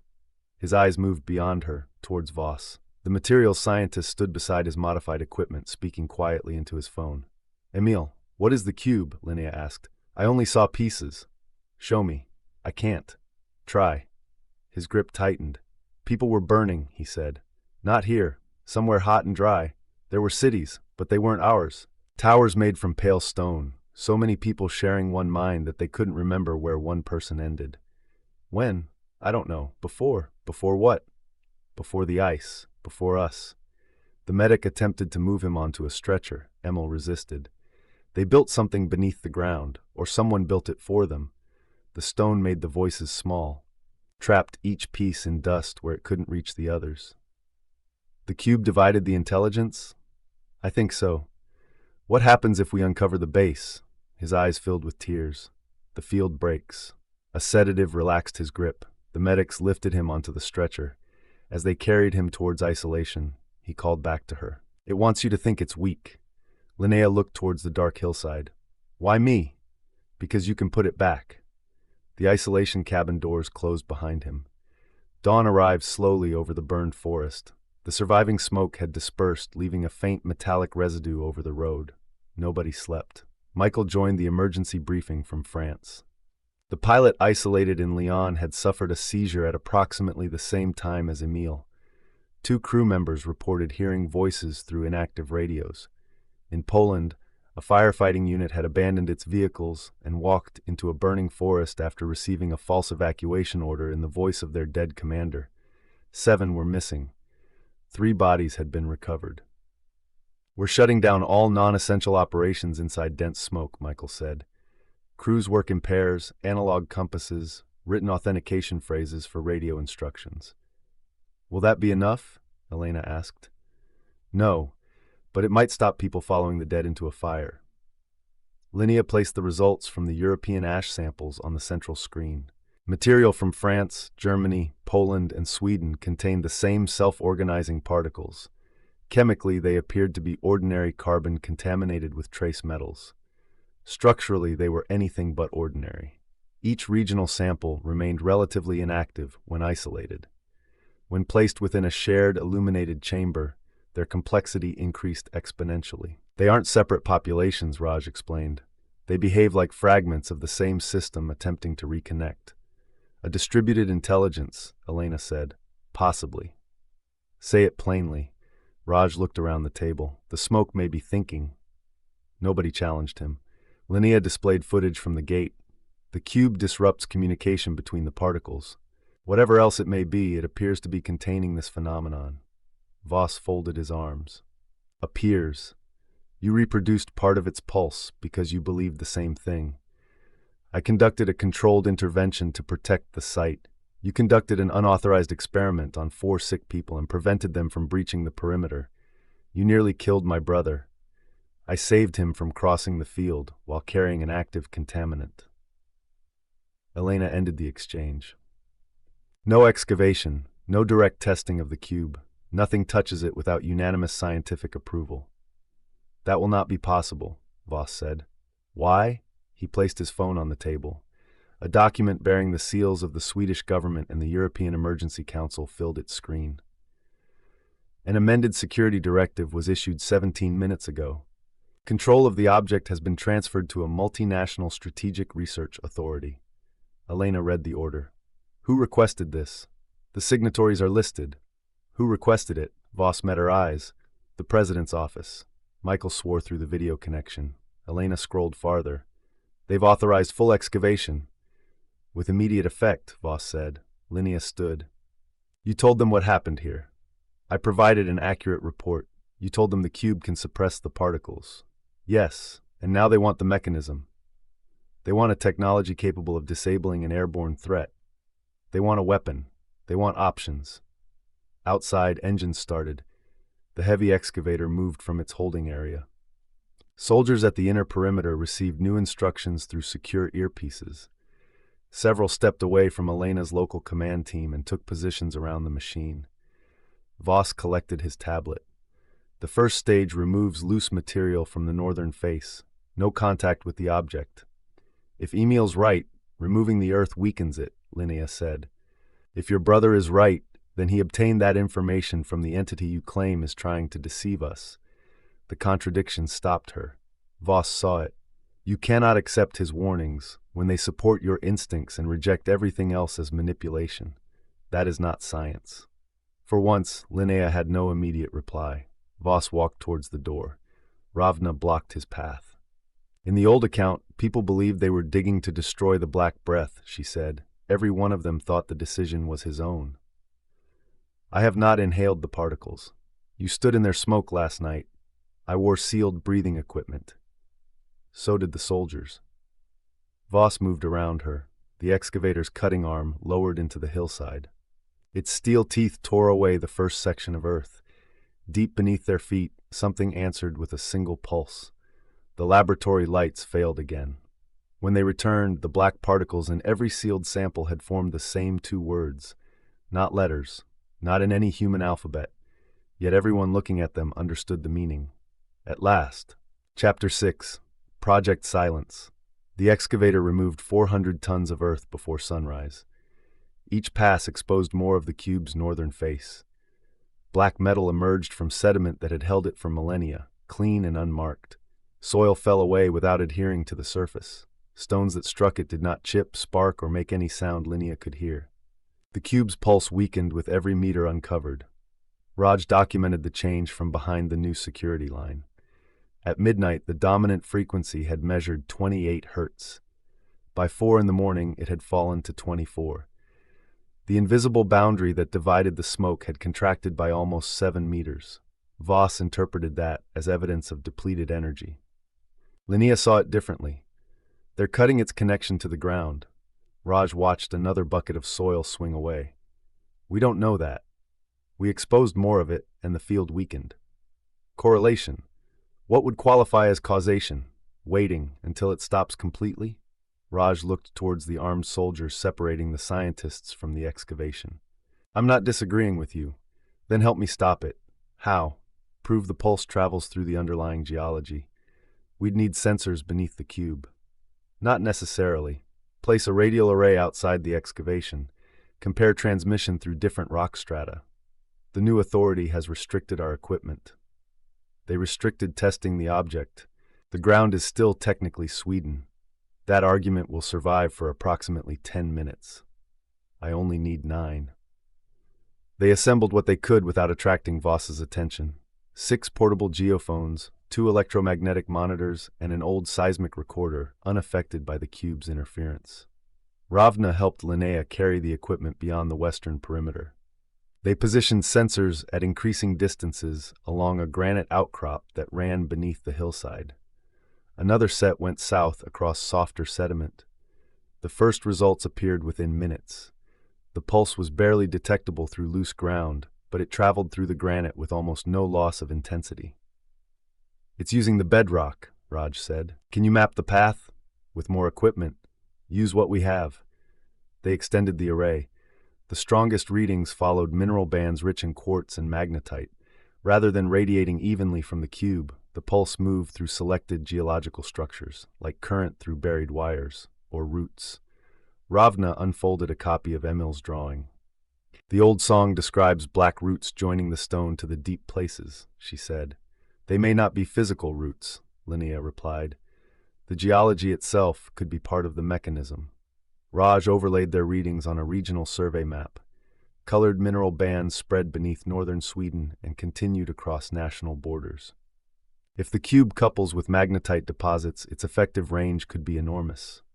How enormous? Scandinavian shield enormous. Linnea looked towards the machinery stripping soil from the object. They think they're uncovering a device. Raj understood. They're dismantling an installation. A voice behind them said, Then I suggest you provide your data before reaching conclusions. 2 security officers stood on the path. Between them was Voss. Linnea did not hide the screen. The pulse follows conductive mineral formations beneath the cube. Excavation is reducing transmission, or removing material that absorbs its output.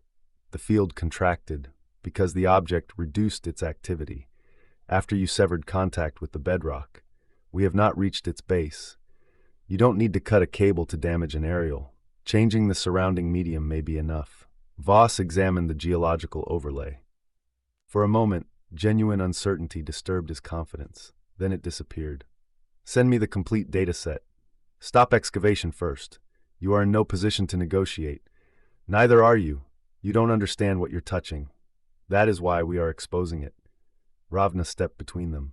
No, you are exposing it because powerful men heard the word weapon and became frightened someone else might reach it first. Voss looked at her with open contempt. Oral history is not jurisdiction, and a government order is not intelligence.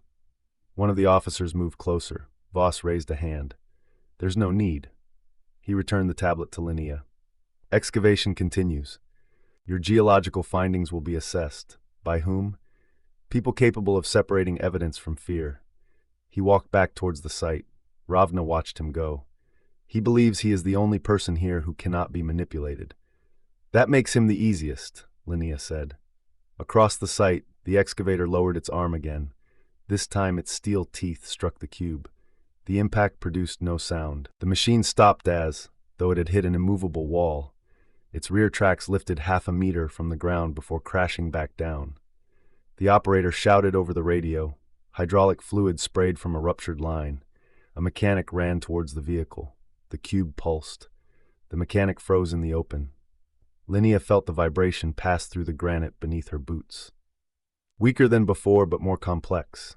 A second frequency moved inside it, too low to hear, strong enough to disturb her vision.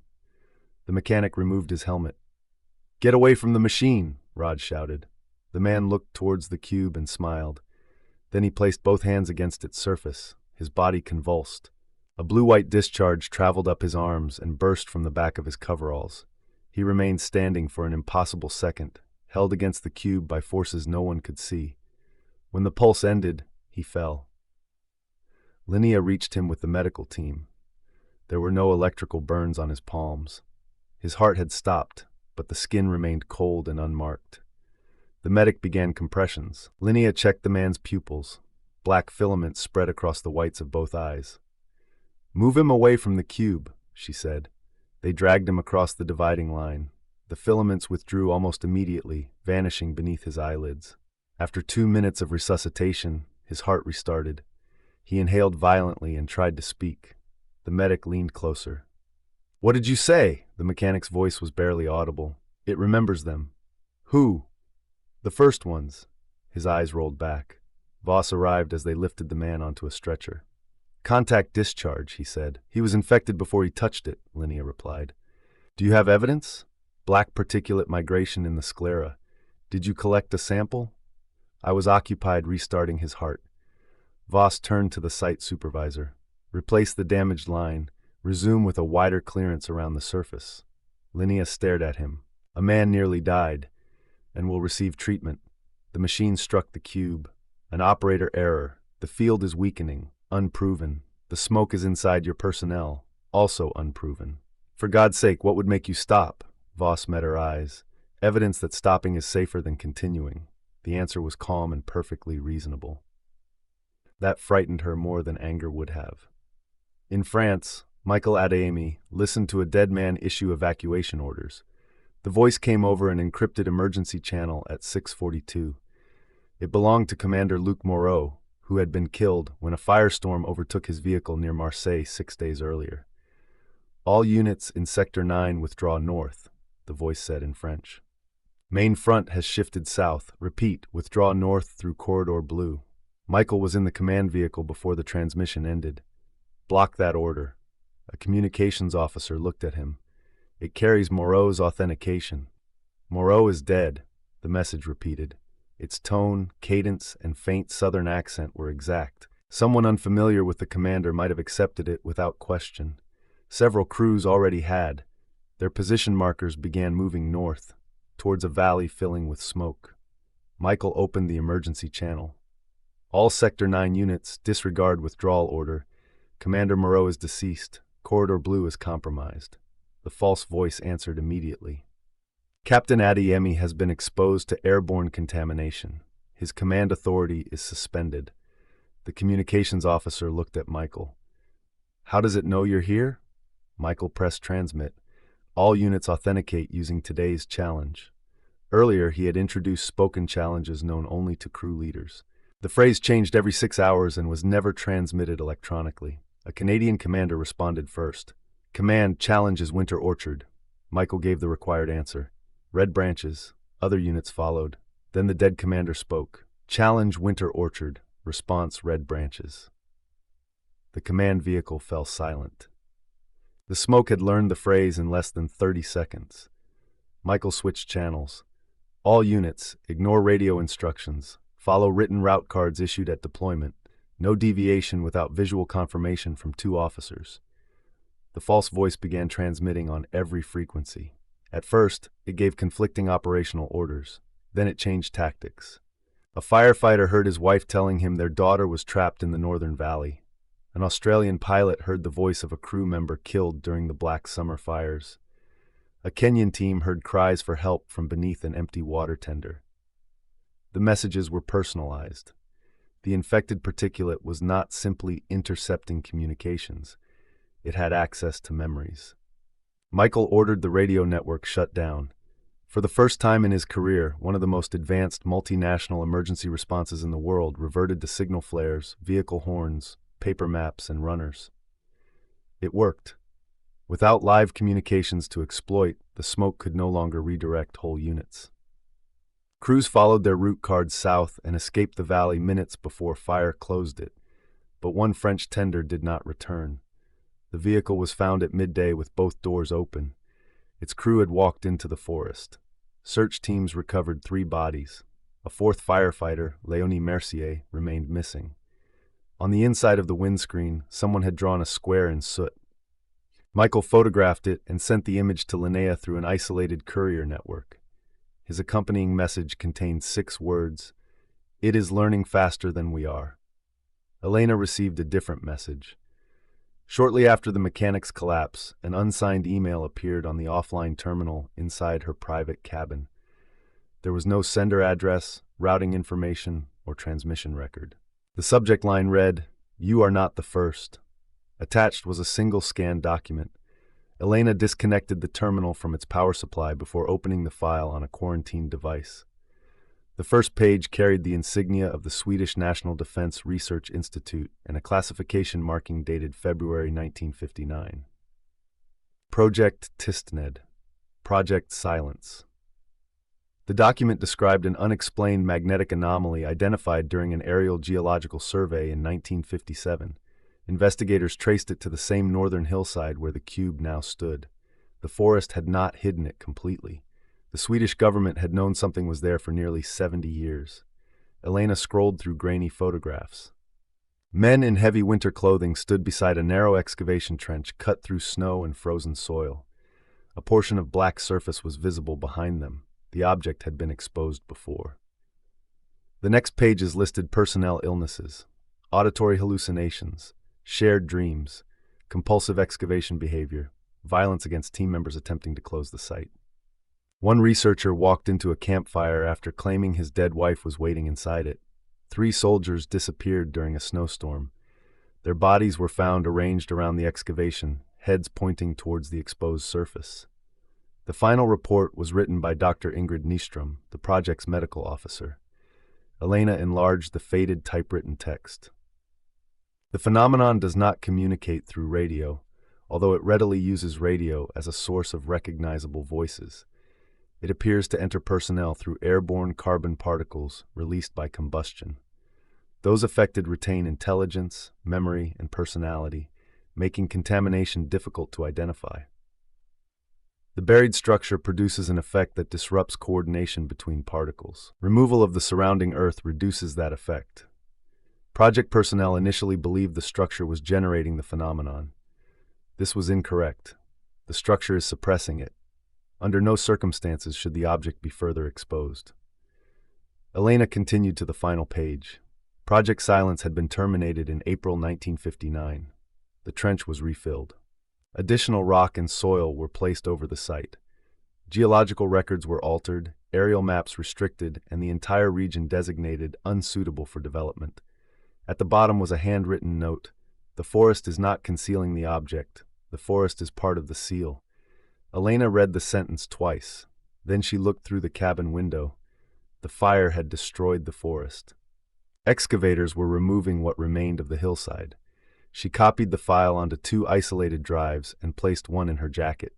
The second went into a tamper-proof envelope addressed to Michael. When she tried to reopen the original email, it had vanished. Elena took the quarantine device to Linnea and Raj. Ravna joined them inside the laboratory. They read the report in silence. "My grandmother was 11 in 1959, Ravna said. She remembered military vehicles traveling north. Her father was told there had been an aircraft accident. Who sent this? Linnea asked.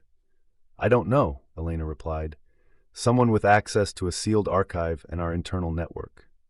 Can we verify it? The project numbers, departmental seals, and personnel records appear genuine. I've requested confirmation through a channel outside the president's office. Raj studied a photograph of the 1959 trench. They exposed less than 3 meters of surface and still experienced contamination. We have exposed more than 10, Linnea said. Elena turned to the window. We stop the excavation now. The strategic directive overrides your authority, Raj said.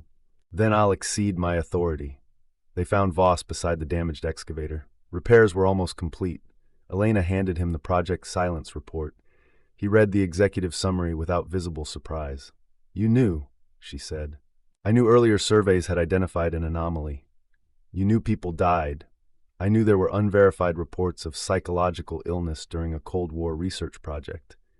You used those files to locate the object. The satellite image located it. The president's office already had coordinates. That's why you arrived within hours. Voss closed the document.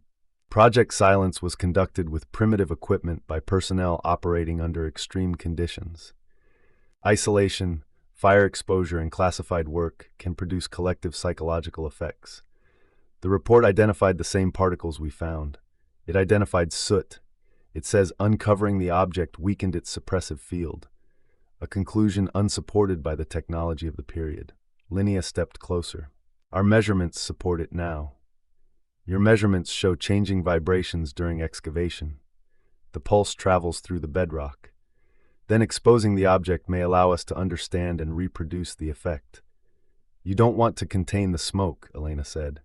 You want to control it. Voss looked at her for a long moment. Imagine a technology capable of disabling communications, manipulating hostile forces, and moving unseen through the atmosphere. Now imagine an adversary reaching it before we do. There is no adversary here except the one you're helping. There is always an adversary. Elena drew the satellite phone from her jacket. I'm suspending the operation under European emergency biohazard protocols. You lack the authority. Watch me, she called Brussels. No signal. She tried the secure radio. Static. Across the site, every communication channel failed simultaneously. Voss's phone remained active. He looked at its screen and listened. Then he handed it to Elena. A recorded statement was already playing.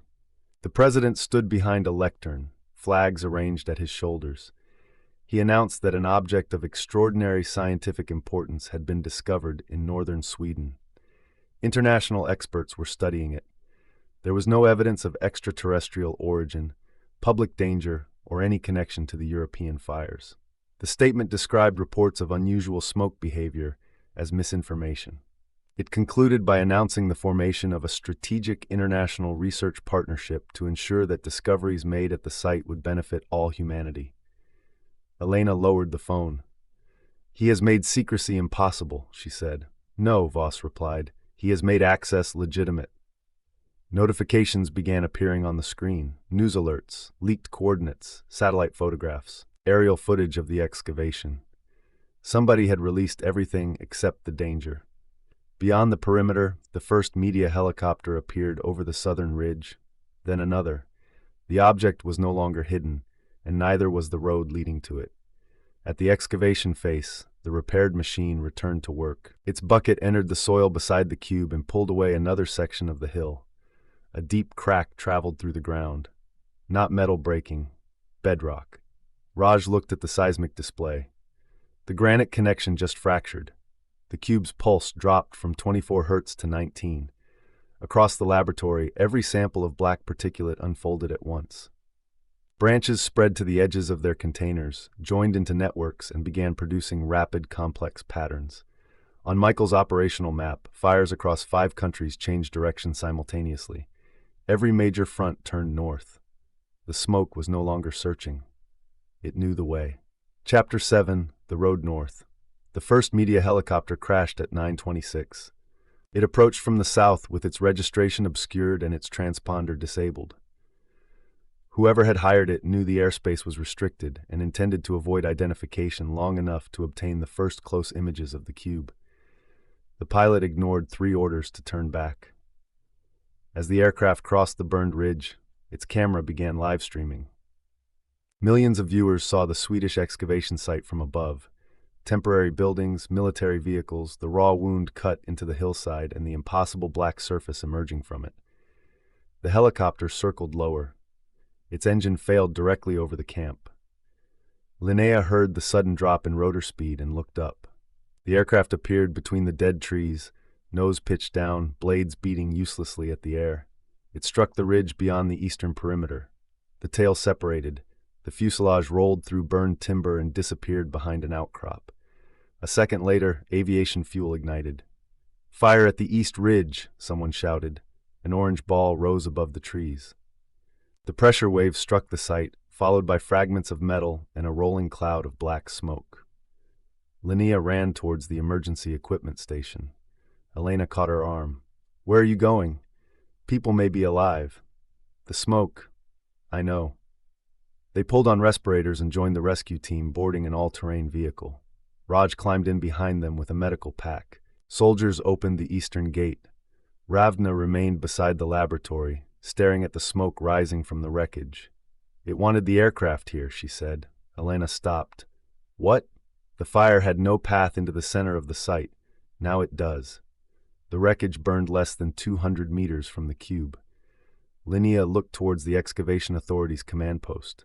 Voss stood outside, speaking into his still-functioning secure radio. "Shut down the digging," she called. "Activate the pulse equipment." Voss covered the microphone. "My transducers are not designed for continuous operation. Neither are human lungs. The cube will respond if the smoke approaches. The granite connection is broken. We don't know how much response it has left." A secondary explosion rolled across the ridge. The rescue vehicle accelerated away. They found the helicopter on its side among shattered trees. Burning fuel flowed downhill in bright streams. The pilot had been thrown partly through the windscreen and showed no signs of life. Someone was striking the inside of the rear door. A firefighter sprayed foam across the fuselage while Raj and Linnea pulled at the distorted handle. It would not open. Smoke thickened around them. "Cutting tool," Linnea shouted. A soldier forced a hydraulic spreader into the frame. Metal screamed apart. A cameraman fell through the opening, his clothing burning. They smothered the flames and dragged him clear. Elena reached inside and found a second passenger unconscious beneath camera equipment. The smoke descended before they could extract her. It did not rise from the wreckage with the heat. It rolled down from above, folding over the rescue team like a breaking wave. Linnea's visor turned black. The world disappeared. Voices entered her headset. "Leave her," Michael's voice. She knew immediately it was not him, but the imitation was perfect. "The fuel tank is gonna blow," the voice said. "Save yourself." Another voice replaced it. Her father. "Linnea, sweetheart, you've done enough." She reached deeper into the wreckage and found the passenger's jacket. The woman was trapped beneath a seat frame. "Spread her over here." Nobody answered. The smoke swallowed every sound except the voices it chose to give her. "Linnea, Emil now. I'm awake. I need you." She braced one boot against the fuselage and pulled. The frame shifted but did not release. A hand closed around her shoulder. She turned and saw Raj through the smoke. At least she thought it was Raj. His visor was opaque with soot. He held up a laminated card. "What did I drop in the helicopter?" It was the private challenge they had agreed upon after Michael's warning. Linnea took the grease pencil attached to her suit and wrote, "Your dignity." Raj showed his teeth behind the mask. The answer was correct. Together, they forced the frame aside and freed the passenger. As they dragged her from the wreckage, the smoke tightened around them. Shapes moved inside it.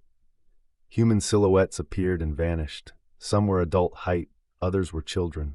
One reached towards Linnea with her father's burned hand. She closed her eyes and kept moving. The rescue line emerged several meters ahead. Elena and two firefighters guided them through. The instant Linnea crossed the marked boundary nearest the cube, the pressure inside her head eased. The smoke stopped behind them. For a moment, the dividing line held. Then a dark tendril pushed across it. Only half a meter. It recoiled, gathered itself, and tried again. "The field is failing," Raj said. They carried the injured passengers towards the medical cabin as alarms spread across the site. The helicopter fire continued feeding the smoke. The cube pulsed, but the sound was slow and uneven now. 19 hertz, then 18. Each pulse pushed the smoke back. Between pulses it advanced.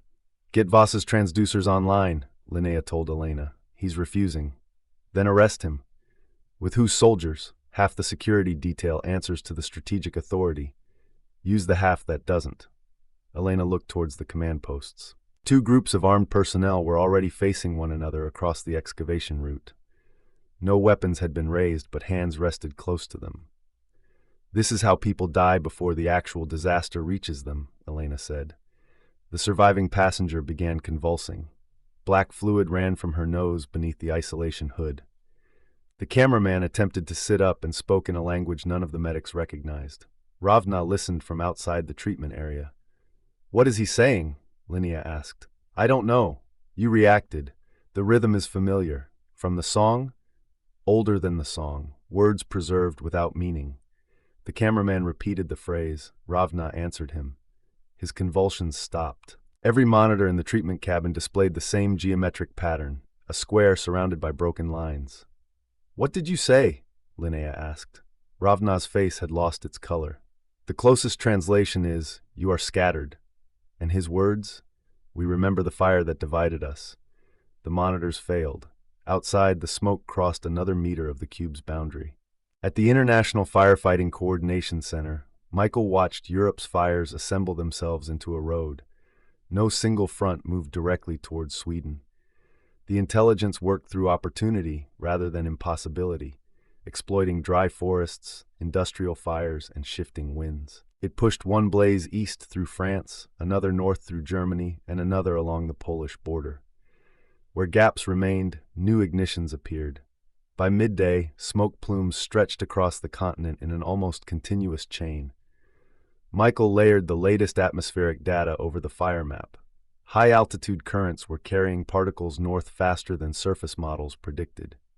Within 18 hours, smoke from Central Europe could merge with Scandinavian plumes. Once joined, the volume would be beyond anything the cube had repelled at the Swedish site.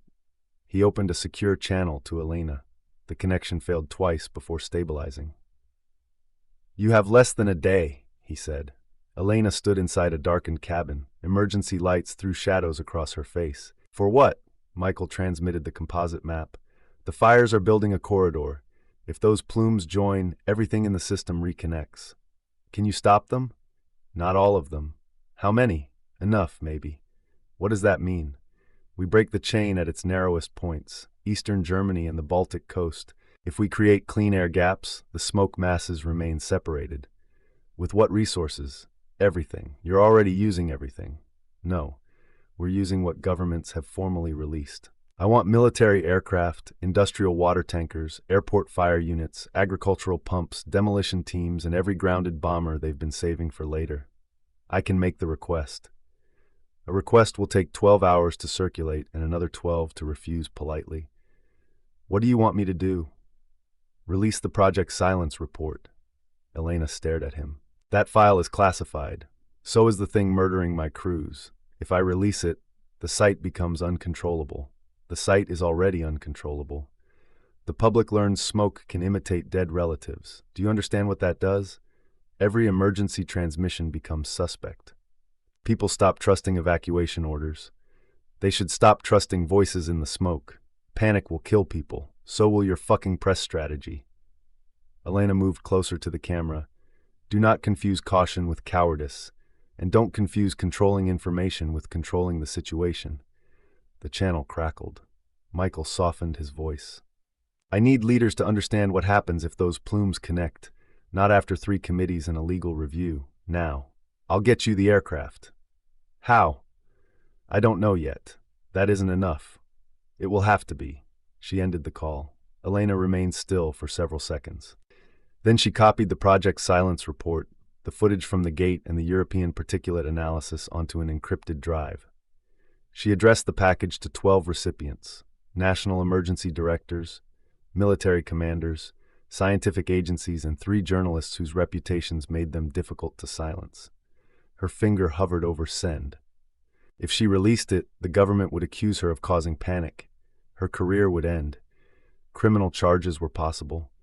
Worse, frightened people might flee through active fire zones or attack anyone they suspected of contamination. If she did not, military commanders would continue treating Michael's requests as exaggerated firefighting demands. A knock sounded at the cabin door. Elena removed the drive and opened it. Voss stood outside. The Strategic Authority requires all Project Silence material surrendered immediately. Why? The documents may be fabricated. They're genuine. That has not been established. You already knew they existed. I knew of a historical investigation. Did you know the forest was deliberately grown over the site? Voss did not answer. Elena noticed a dark mark beneath his left eye. At first, she thought it was fatigue. Then it moved. A black filament crossed the white of his eye and vanished beneath the lower lid. Elena stepped back. Voss smiled faintly. Is something wrong? How long were you exposed during the smoke event? I wore respiratory protection. So did everyone else. I have passed every medical screen. Those screens were designed before we understood what to look for. His smile remained, but the warmth behind it disappeared. Give me the drive, Elena. She closed her hand around it. No. For an instant, Voss's gaze moved towards the cube. Not a glance. A response. As though someone had called his name. You don't understand what you're protecting, he said. I understand enough. Do you? The cube has suppressed a conscious system for thousands of years. A system containing human memories, perhaps memories older than humanity. You call that protection because you assume separation is preferable. People deserve the right to remain themselves. Do they? Look at the world outside. Nations competing while a continent burns. Governments concealing evidence. Scientists protecting reputations. Every catastrophe worsened by individuals defending their own interests. You sound like a manifesto written by smoke. Or perhaps the smoke has a point. Elena reached towards the alarm panel. Voss moved faster. He caught her wrist and drove her against the wall. The back of her head struck the metal cabin with a bright flash of pain. She tried to knee him. He turned aside and twisted her arm until the drive fell from her hand. Voss picked it up. Elena hit the alarm. He struck her once across the face, then stopped. Shock passed over his expression. For 1 second, Adrian Voss returned. Run, he whispered. His body stiffened. When he looked at her again, the regret was gone. He left with the drive. Elena stumbled after him, shouting for security. Outside, 2 soldiers loyal to the European command moved to intercept Voss. The excavation authorities' officers raised their weapons. Nobody fired. The smoke crossed the dividing line. It flowed over the burned ground in thin black streams winding between people's boots. The effect was immediate. Some ran, some froze, others turned towards the cube. Voss walked through them, untouched. Activate the transducers, Linnea shouted. Raj reached the portable control unit. A soldier blocked him. Strategic Authority prohibits further unauthorized testing. The site is being breached. My orders are clear. Raj looked at the smoke curling around the soldier's boots. So are mine. He drove the equipment case into the man's stomach, shoved him aside, and connected the power leads. The transducers emitted their artificial pulse. Smoke scattered from the nearest path, but the effect reached less than 30 meters. Beyond it, contaminated personnel continued moving towards the excavation. Voss climbed into the repaired machine. Linnea ran after him. Adrian, he sealed the cab and started the engine. The cutting arm descended into the narrow trench along the cube's northern side. Stop the machine! The steel bucket tore into the earth. Raj increased the transducer output. The vibration rattled through the site, but the improvised equipment began to overheat. 30 seconds, he shouted. Maybe less. Linnea reached the excavator and climbed onto its track. Voss swung the arm towards the hillside, forcing her to drop flat against the machine. The bucket drove deep beneath the cube's exposed edge. Bedrock cracked. The cube's pulse stopped. Not weakened, stopped. The sudden silence was worse than any sound. Across the site, every infected person raised their head. The smoke ceased moving as separate streams. It gathered into a single dark mass, spreading across the excavation floor and rising against the cube's black face. For the first time, it crossed the dividing line without resistance. It touched the metal. A vibration passed through the ground, too slow to hear, too powerful to ignore. The cube moved, only a few millimeters. But after 12,000 years of stillness, a few millimeters was enough. The hillside split open along its northern edge. From the darkness beneath the cube came a breath of air so cold that frost formed across the excavator's windows. Voss looked down into the opening, his face filled with wonder. Then something below him exhaled. Black smoke erupted from beneath the cube and swallowed the machine. Chapter 8. What Remains. The smoke struck Linnea like deep water. It poured from the opening beneath the cube in a freezing column, engulfing the excavator and everything around it. One moment, she was clinging to the machine's track. The next, there was no light, no ground, and no sense of direction.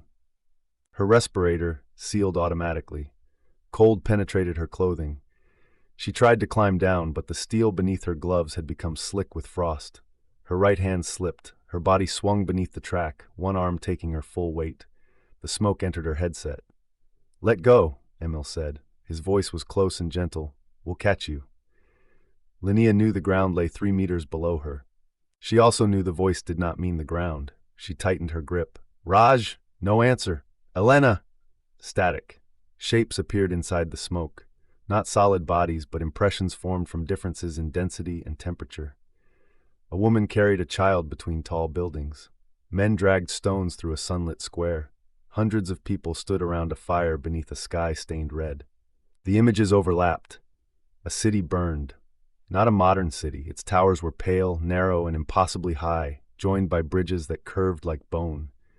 Thousands fled through streets choked with black dust. Others remained motionless, faces turned towards the smoke gathering above them. Linnea felt their terror, then their relief. Individual fear dissolved as the smoke entered them. Pain became shared. Memory expanded beyond the limits of a single skull. No one was alone because there was no longer any distinction between one person and another. 1,000 minds became one. The sensation was beautiful. Her mother's grief became her father's final mourning.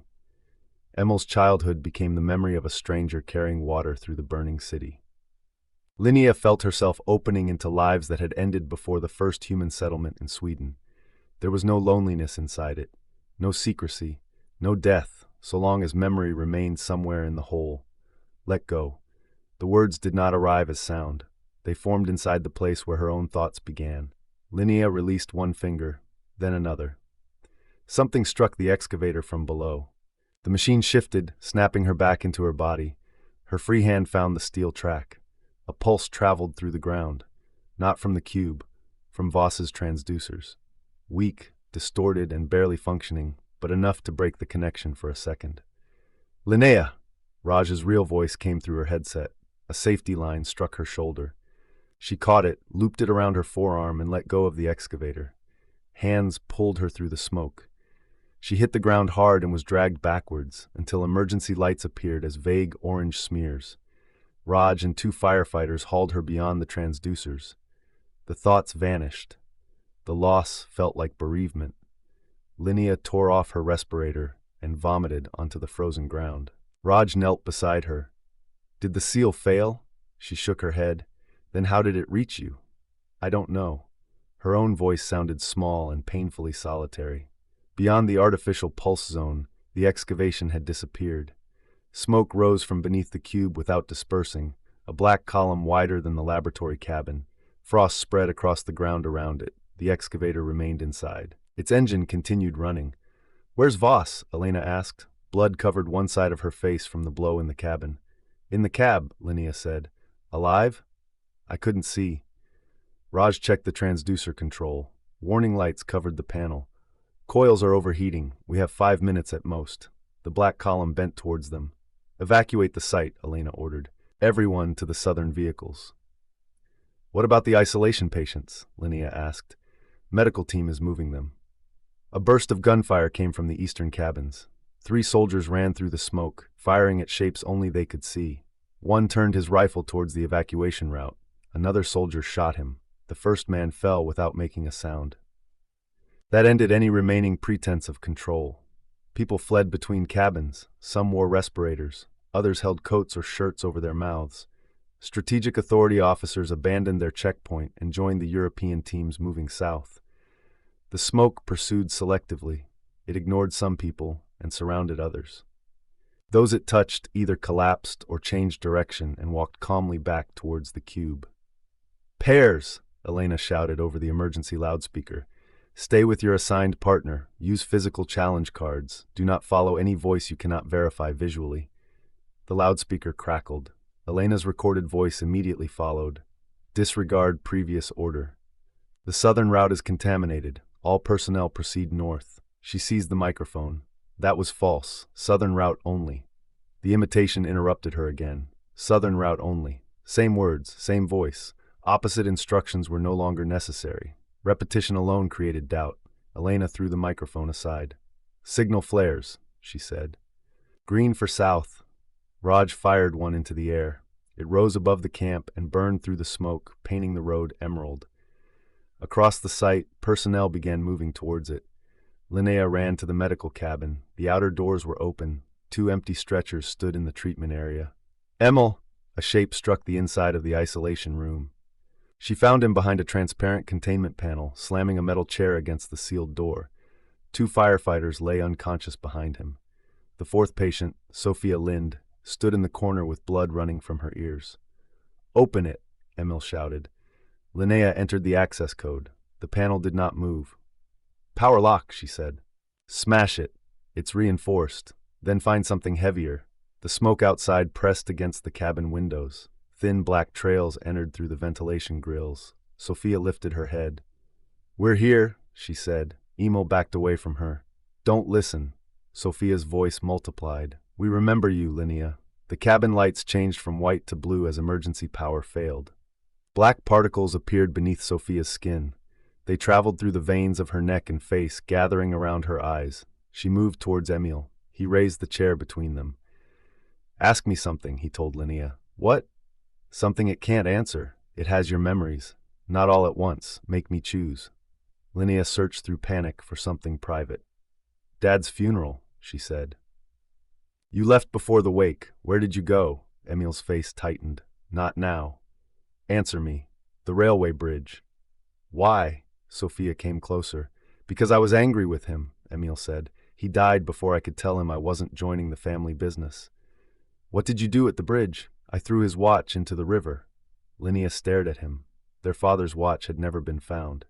Emil had claimed it was lost at the hospital. "Why didn't you tell me?" "Because you loved that watch." The shame in his voice was specific, imperfect, and entirely human. Linnea grabbed a fire extinguisher from the wall and struck the door mechanism. The casing broke open. She pulled the manual release. The panel slid aside. Emil pushed through. Sophia lunged after him. The cube's artificial pulse traveled through the cabin. She collapsed before reaching the door. Linnea moved to help her. Emil pulled her back. "You can't carry everyone. We don't leave her. That's not Sophia anymore. You don't know that. I know she was still inside when it used me." They lifted Sophia between them. Outside, smoke covered the camp.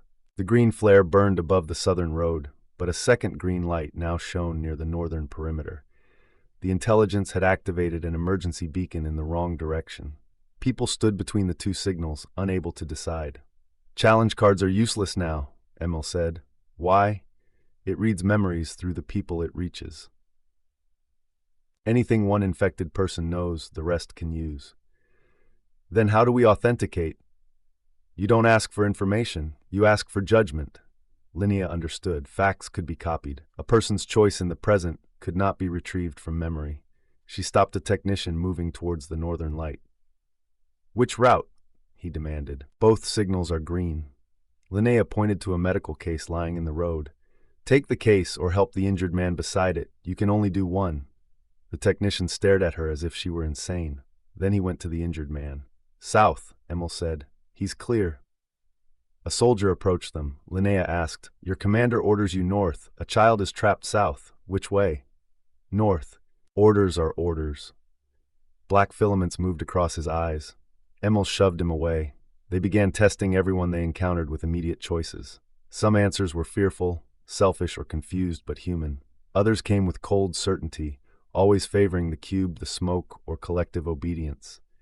The uninfected moved south. Those who failed were restrained when possible and abandoned when not. The process was brutal and imperfect. It saved lives. At the center of the camp, Raj's transducers failed. One coil ruptured in a shower of sparks. The artificial pulse stopped. The black column expanded. Smoke struck the laboratory, tearing equipment from tables and shattering windows. Sealed specimens burst from their containers and joined the cloud. Across the excavation, the cab of the trapped machine opened. Voss climbed down. Frost covered his clothes and hair. His face was gray with cold, but he moved without injury. The smoke parted around him. He walked to the edge of the opening beneath the cube and looked down. Then he spoke. His voice emerged from radios, loudspeakers, mobile phones, and vehicle systems across the camp, even those without power. "The division is ending." Elena heard him while helping an injured officer into a truck. She looked towards the excavation. "Adrian?" Voss turned to face her across 200 meters of smoke. When he answered, the voice still came from everywhere. "Adrian is here. Let him speak. He is speaking. No, you're using him. All speech uses what came before, his language, his memory, the electrical patterns of his brain. You call one arrangement Adrian and another possession because you worship boundaries." Elena drew her pistol. Voss smiled. "Will killing this body make your definition easier?" She lowered the weapon. "What do you want?" "To continue." "Continue what?" "Before the stone, we crossed generations without death. No thought was lost. No child entered the world alone. Then the builders divided us into pieces too small to remember." "Who built the cube?" For the first time, the smoke hesitated. Shapes moved inside the column behind Voss. Those who feared becoming more than themselves. "Human beings?" "Not as you use the word." "Where are they now?" Voss looked towards the cube. Inside, their silence. The earth shook. A section of the excavation wall collapsed, exposing more of the cube's lower edge. Beneath it, the cavity descended beyond the reach of the floodlights. Linnea saw Voss extend one hand towards the darkness. "What is down there?" she shouted. He looked at her. "Everyone." The cube shifted again. This time the movement was visible. Its northern edge rose several centimeters as pressure beneath it increased. Ancient air escaped in a continuous roar. The smell of metal filled the site. Raj reached the southern vehicles. "We have to leave now. If that hillside collapses, it will bury the entire camp." "It needs to bury the cube," Ravna said. "Not while we're standing under it." The final trucks pulled away as smoke overran the evacuation route. Linnea, Emil, and Ravna climbed into the last vehicle. Raj drove, while Elena fired the green signal launcher through the rear window. Behind them, abandoned machines vanished into the cloud. Voss remained beside the cube. As the truck climbed the southern ridge, Linnea looked back. The smoke column rose thousands of meters into the sky. At its center, the cube appeared as a perfect black absence. Then light moved across its exposed surface. Not reflected light. Lines emerged from within the metal, faint and white, spreading in the same branching pattern Emil had drawn. They converged at a point still buried beneath the object, the base. The smoke tightened around it.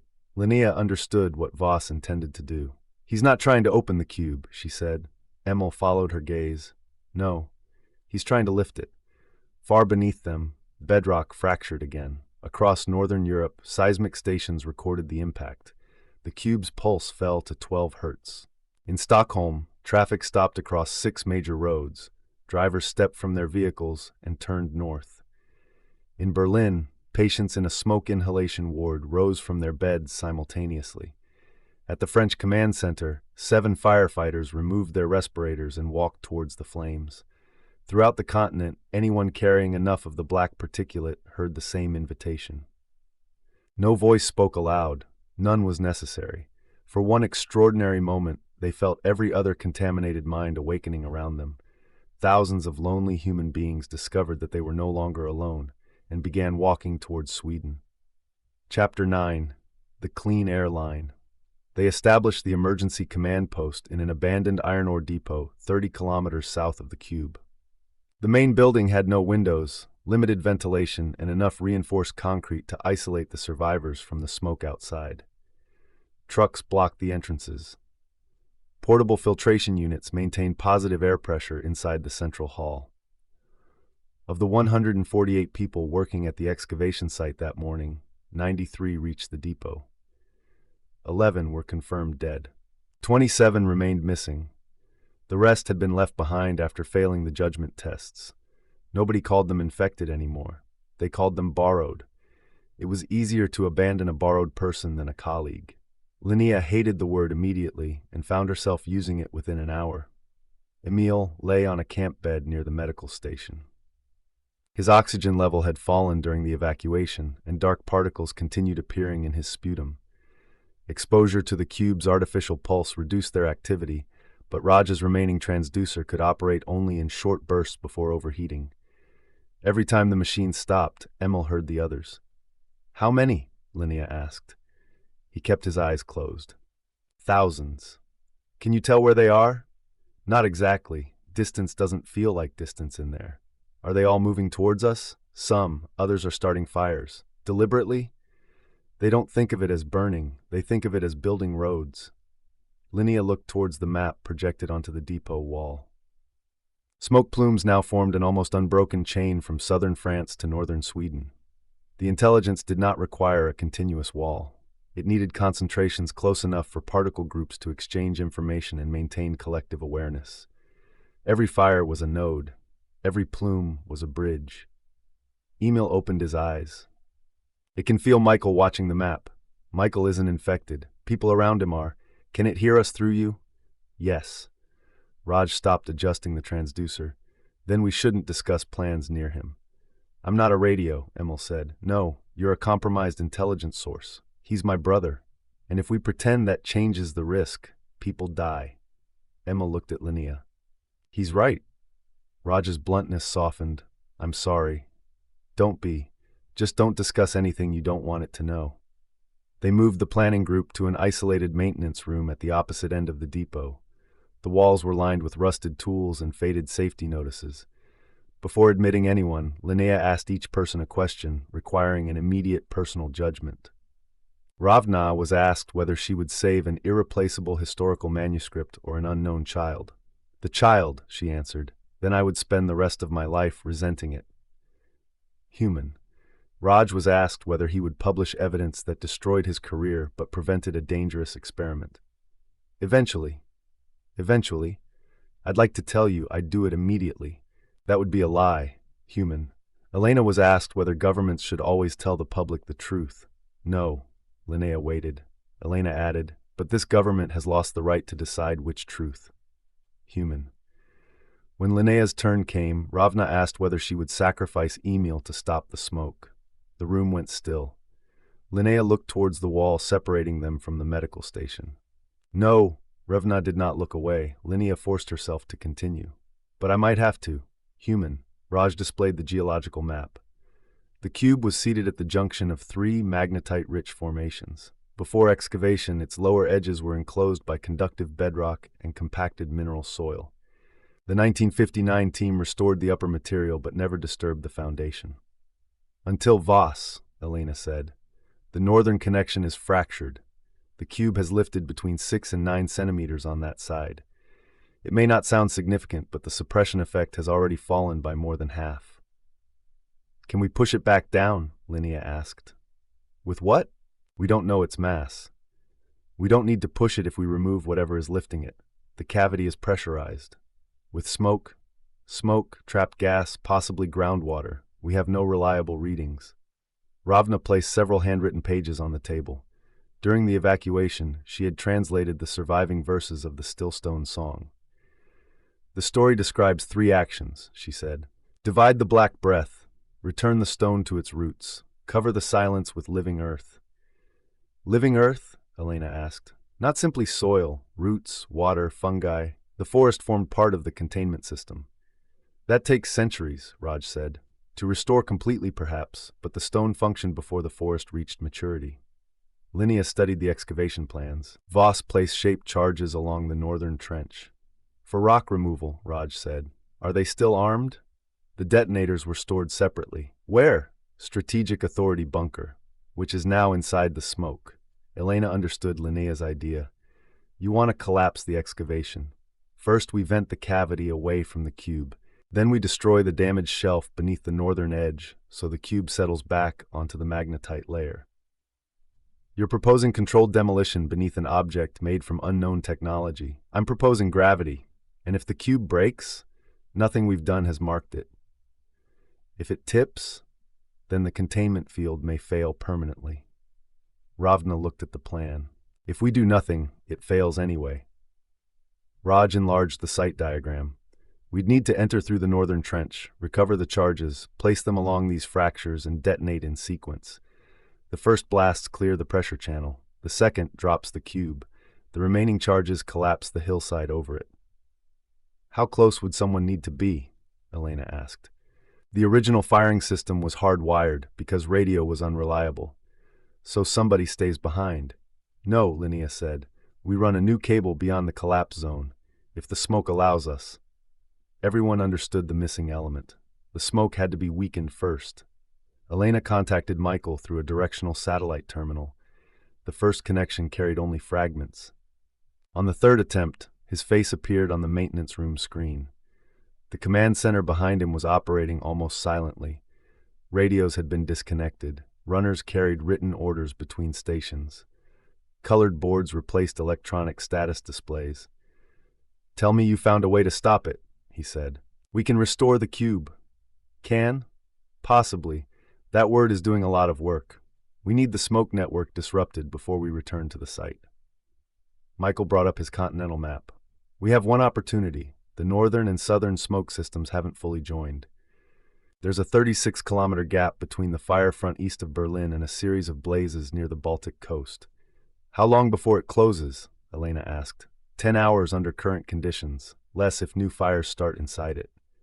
They will, Linnea said. Yes. What do you need? Elena asked. Authority over every available firefighting asset between Germany and Poland. I can't give you that. Then find someone who can. The President's office controls the strategic response. The same office excavating the cube. Yes. Michael leaned closer to the camera. Then stop asking permission. Elena took the Project Silence drive from her jacket. I intend to. She began with military commanders. The complete report went to Germany, Poland, Sweden, France, Britain, Canada, Australia, Kenya, and South Africa. It included the particulate evidence, footage of the smoke crossing the site, the attack by Voss, and the projected consequences if the European plumes joined. Within 20 minutes, 3 governments released aircraft directly to Michael. 2 demanded further verification. 1 accused the Swedish team of fabricating evidence to conceal an industrial accident. The President's office issued an order removing Elena from the European response. She read it once and deleted it. Then she sent the archive to the journalists. What have you done? Raj asked. Made it impossible to bury us with the cube.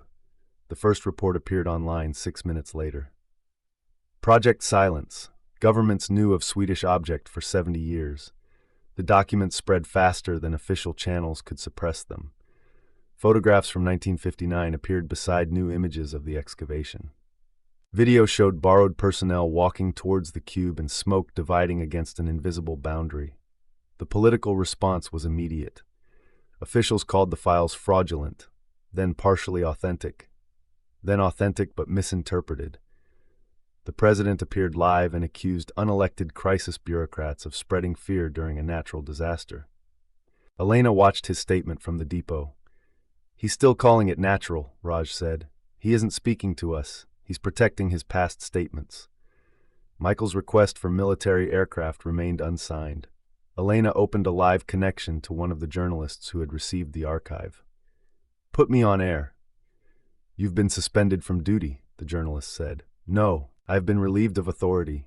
Duty is something else. 2 minutes later, Elena Rossi appeared on news channels across Europe.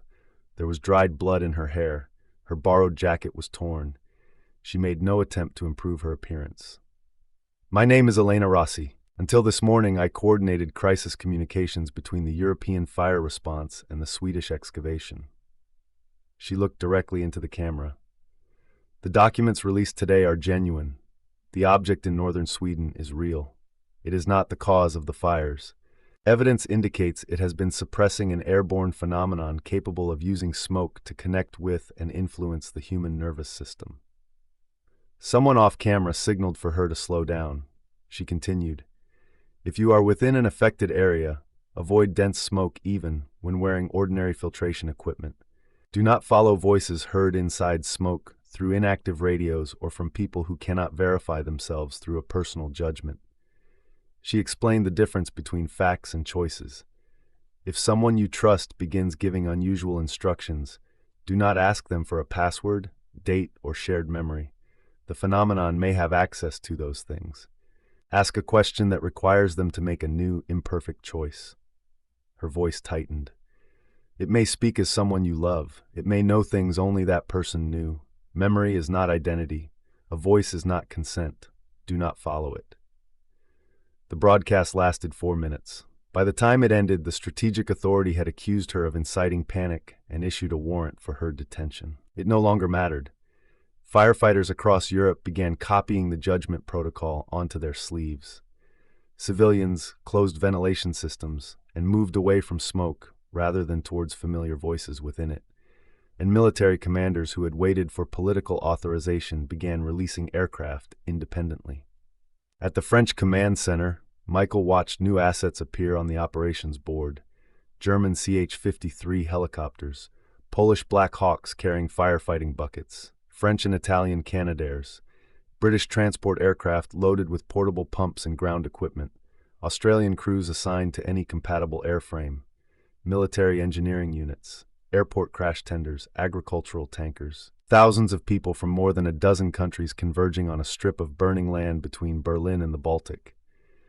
It was not enough to extinguish every fire. It did not need to be. They had to keep 36 kilometers of air clean for 90 minutes. Michael named the operation Glass Knife. At 1600, the first aircraft crossed into the gap. Water bombers attacked the two largest fires from opposite directions. Helicopters drew from lakes, reservoirs, and temporary bladders filled by convoys of agricultural tankers. Ground crews cut fire breaks through forests dry enough to ignite from a hot exhaust. German engineers demolished abandoned structures that would have carried fire into the corridor. Polish crews flooded peatland ahead of a creeping underground burn. British airport tenders drove directly into an industrial fire and discharged foam until the buildings disappeared beneath it. The smoke recognized the threat. New ignition points appeared inside the gap. A parked lorry burst into flames with no one near it. Dry grass ignited along a railway embankment in a line stretching 6 kilometers. A farmhouse exploded after its gas supply opened remotely. The intelligence was using every contaminated person and connected system it could reach. Michael abandoned digital coordination entirely. Orders traveled through motorcycle couriers and colored flares. Pilots received routes on paper immediately before takeoff. No crew knew the full operation. At 1712, smoke entered the cockpit of a French water bomber. The pilot heard his dead brother telling him to turn east. His co-pilot asked him a judgment question. "Your brother is in the smoke. There are 30 strangers on the ground. Who do you save?" The pilot wept behind his oxygen mask. The strangers. He held course and dropped 30,000 liters across the advancing fire. At 1749, a South African ground commander drove a damaged tanker onto a railway line to block a fire moving north. He escaped seconds before the fuel tank ignited. At 1803, the clean air gap narrowed to 11 kilometers. Michael had no reserve aircraft left. An Australian pilot named Claire Donnelly stood beside him, one hand bandaged and her flight helmet tucked under the other arm. "There's a storm front over the North Sea," she said. "It won't reach the corridor in time. It might if the temperature differential increases." "How?" "Cool the western edge hard enough, and the pressure drop could pull maritime air inland." "That's weather manipulation based on a guess. Everything today is based on a guess. We don't have enough water. We have the Baltic." Michael looked at the flight board. 6 heavy aircraft remained grounded because their crews had exceeded legal operating hours. "You haven't slept in 2 days," he said. "Neither has the smoke. You're not cleared to fly. Then don't officially notice." Michael studied the atmospheric chart. If Claire was wrong, the remaining aircraft would waste their final loads on open ground, while new fires closed the gap. If she was right, cold maritime air could force the contaminated smoke above the inversion layer and break contact between the northern and southern particle systems. He signed the authorization. "Take every aircraft that can still lift." Claire put on her helmet. "What color flare?" "White. And if the radio speaks, tell it to go fuck itself." She smiled. "Finally, an authentication protocol I can remember." At the Swedish depot, Emil sat upright. Linnea saw the change before he spoke. The pressure behind his eyes eased. Black filaments withdrew from his skin. "It's looking south," he said. "Michael?" "Yes. Is the smoke weakening?"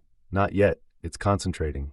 "Where?" Emil closed his eyes. "Inside the gap." Linnea looked at Raj. "That's our window. While it's occupied with Michael, we return to the site." "The operation hasn't succeeded," Raj said. "It doesn't have to succeed yet. It has to divide the intelligence long enough for us to reach the charges." Elena loaded equipment into the remaining vehicles. "Who's going?" "Raj and me," Linnea said. "Ravna knows the original warning. You coordinate from here." "I'm coming. You're the only person who can connect Michael's operation to ours. I've been removed from command, which means you no longer have meetings to attend." Elena almost smiled. Then Emil stood. "So am I." "No," Linnea said. "You need to know where the smoke is. You can barely breathe. I can feel it before your instruments detect it. You're also connected to it. That's why I can help. It will use you. It already has." Linnea faced him. "I am not taking you back." Emil's expression sharpened. "You asked whether you could sacrifice me. I heard you through it." The room went quiet. "That conversation happened behind concrete walls," Raj said. "I told you distance doesn't work the way you think." Linnea stepped closer to her brother. "Then it knows the plan. It knows you want to return. It doesn't know how. I stopped listening before you decided. Can you do that?" "For a while. How?" Emil looked at the drawing of the cube's base. "I think of something I've never told anyone. The railway bridge? It knows that now. What do you have left?" He gave her a tired smile. "If I tell you, nothing." Outside, 4 vehicles waited behind the depot doors. They carried breathing equipment, geological instruments, cutting tools, hardline detonators, and the last working acoustic transducer. A white flare rose on the operations screen above Germany. Claire's aircraft released their water along the western edge of the corridor. The temperature fell. Pressure shifted. Cold air began moving inland from the Baltic. For the first time in weeks, smoke over Europe changed direction without the intelligence choosing it. Emil gasped. Thousands of voices inside him separated. The network fractured into northern and southern halves. "Now," he said. The depot doors opened. Linnea climbed into the lead vehicle. 30 kilometers north, beneath a column of ancient smoke, Voss stood beside the exposed cube and watched their headlights appear on the distant road. He smiled with the mouths of everyone connected to him. Then he ordered the borrowed to prepare for their return. Chapter 10, The Last Measure. The borrowed had blocked the northern road with bodies. They stood across the tarmac 3 kilometers from the excavation site. Scientists, soldiers, technicians, and firefighters left behind during the evacuation. Some were injured, others wore only fragments of protective clothing. None carried visible weapons. Raj slowed the lead vehicle. "Do we stop?" "No," Elena said from the rear seat. "That's why they're there. We can't drive through them. They know that." The figures remained motionless beneath the headlights. Emil sat beside Linnea with his eyes closed. Black veins showed faintly beneath the skin around his temples. "How many?" she asked. 32 on the road. More in the trees." "Armed?" "I can't tell." "What do they want?" Emil opened his eyes. "For us to choose." Voss's voice came through the vehicle radio, although the unit was switched off. "Dr. Andersson, you have repeatedly insisted upon individual consent. Here is yours." The people across the road stepped closer together. "You may continue," Voss said. "You need only decide that your purpose matters more than their lives." Linnea looked at the faces illuminated by the headlights. Lieutenant Oscar Berg stood in the center. The mechanic who had touched the cube was beside him. Sophia Lind leaned on the shoulder of another firefighter, still wearing her hospital clothing. Their expressions were calm. "Turn around," Voss continued, "and every person before you lives." "Lives as what?" Linnea asked. "As more than they were. You're holding them hostage." "No, they are offering themselves." "Then let them make that offer without you inside their heads." A faint smile crossed every face on the road. Every human choice is made with other voices inside it. Parents, teachers, lovers, fear, hunger, the dead. You call those influences identity. You call us possession because we do not hide. Elena leaned forward. "Keep him talking." She opened the equipment case containing the remaining acoustic transducer. Raj connected it to the vehicle's auxiliary power. Linnea kept her eyes on the road. "What happened to Adrian?" "He is not gone. Let him decide whether we pass." "He has decided." "No, you decided using his memories." Voss's voice softened. "Adrian remembers being 8 years old and watching his mother die because a rural hospital lacked the equipment to treat her. He remembers promising that no discovery would ever again be delayed by frightened officials protecting rules. Every decision he made at the excavation followed that promise. That explains his ambition. It doesn't excuse what you've done with it. You believe the distinction matters because you are still alone." Raj raised 3 fingers. The transducer was ready. Elena lowered the vehicle windows by several centimeters and positioned the directional emitters. "Cover your ears," Raj said. Linnea pressed her palms against her respirator. The pulse struck the road. The windshield vibrated. Cracks spread through one corner. Outside, the borrowed convulsed. Some fell immediately. Others staggered as the connection between them fractured. Oscar dropped to his knees and tore at the black residue around his eyes. "Drive," Elena said. Raj accelerated. The standing figures moved aside instinctively. He steered between bodies, clipping a barricade of equipment cases, but hitting no one. Gunfire came from the trees. A rear tire burst. The vehicle swerved, struck the roadside ditch, and tipped onto 2 wheels before slamming upright again. A second shot shattered the back window. Elena cried out. Linnea turned. Blood covered Elena's left sleeve, but she was still moving. "Shoulder," Elena said through clenched teeth. "Not important. It's important to you. Later." The following vehicles returned fire above the tree line. The borrowed shooters withdrew as the convoy pushed through. Behind them, the people on the road began standing again. "The transducer only disrupts them for seconds now," Raj said. "The smoke is adapting," Emil replied. "Can it adapt to the cube?" "It already did. It made us move it." The damaged vehicle continued north on its wheel rim. Smoke darkened the road ahead. They abandoned the convoy 1 kilometer from the site. The main approach had collapsed, and black particulate hung thickly enough to turn midday into dusk. Everyone switched to sealed air and attached themselves to a guide rope. Ravna led them west along a narrow drainage channel hidden beneath fallen trees. The route did not appear on modern maps, but Project Silence photographs showed the original 1959 team using it to reach the hillside without cutting a visible road through the forest. The borrowed followed. They did not rush. Footsteps moved steadily behind the group, never close enough for the transducer to affect them. "They're hurting us," Raj said. "Towards what?" Elena asked. "The cube," Emil answered. "It still needs Linnea." "Why her? She touched the network before. I never inhaled the particles." "You don't have to. You heard it under the lake." Linnea remembered the black movement beneath the ice. "The voice asking her to come down.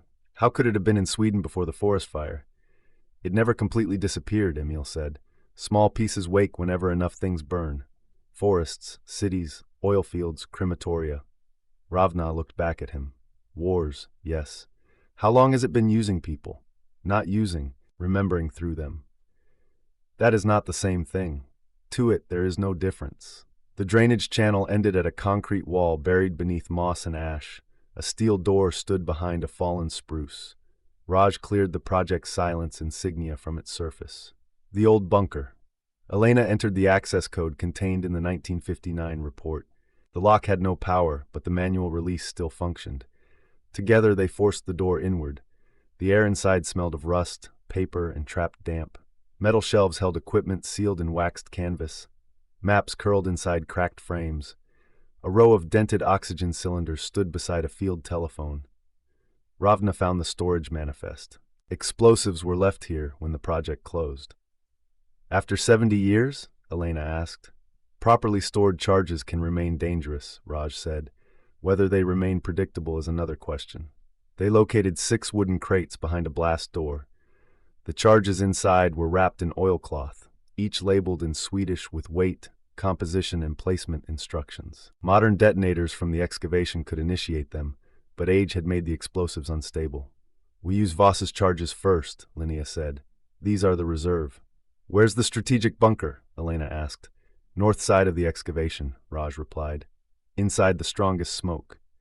Ravna examined the bunker plan fixed to the wall. A narrow service tunnel led from Project Silence directly towards the original trench. This passage should emerge beneath the current command cabin. If it hasn't collapsed, Raj said. A voice sounded from the darkness behind the shelves. It has not. Sophia stepped into the light. No one had seen her enter. Black filaments covered her eyes. Elena reached for her pistol with her uninjured arm. Sophia raised both hands. Shoot if it reassures you. Where's Voss? Linnea asked. At the opening. What is he doing? Waiting for the stone to rise. Why does it need me? Sophia looked at her. The cube responds to the divided. We're all divided according to you, not equally. You touched us as a child and remained outside. You entered again today and refused completion. I nearly let go, but you did not. What can I do that Voss can't?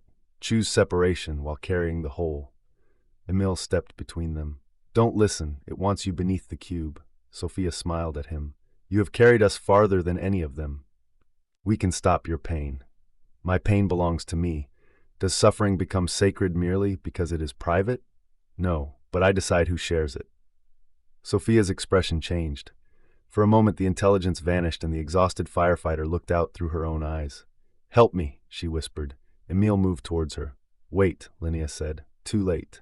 Sophia seized Emil and pulled off his respirator. He inhaled once. The smoke entered through the open bunker door. Raj activated the transducer. Sophia screamed and released him. Linnea dragged Emil away while Elena forced the steel door closed. Ravna sealed the ventilation lever. The pulse filled the bunker. Sophia collapsed against the wall. Emil coughed black fluid onto the floor. The particles did not scatter. They moved towards his hands and climbed his fingers. Keep the pulse on him, Linnea said.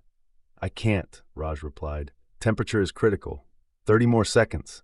The coil could rupture. 30 seconds, Raj maintained the output. Emil's body shook. The black material withdrew from his skin, gathering in his mouth and nose.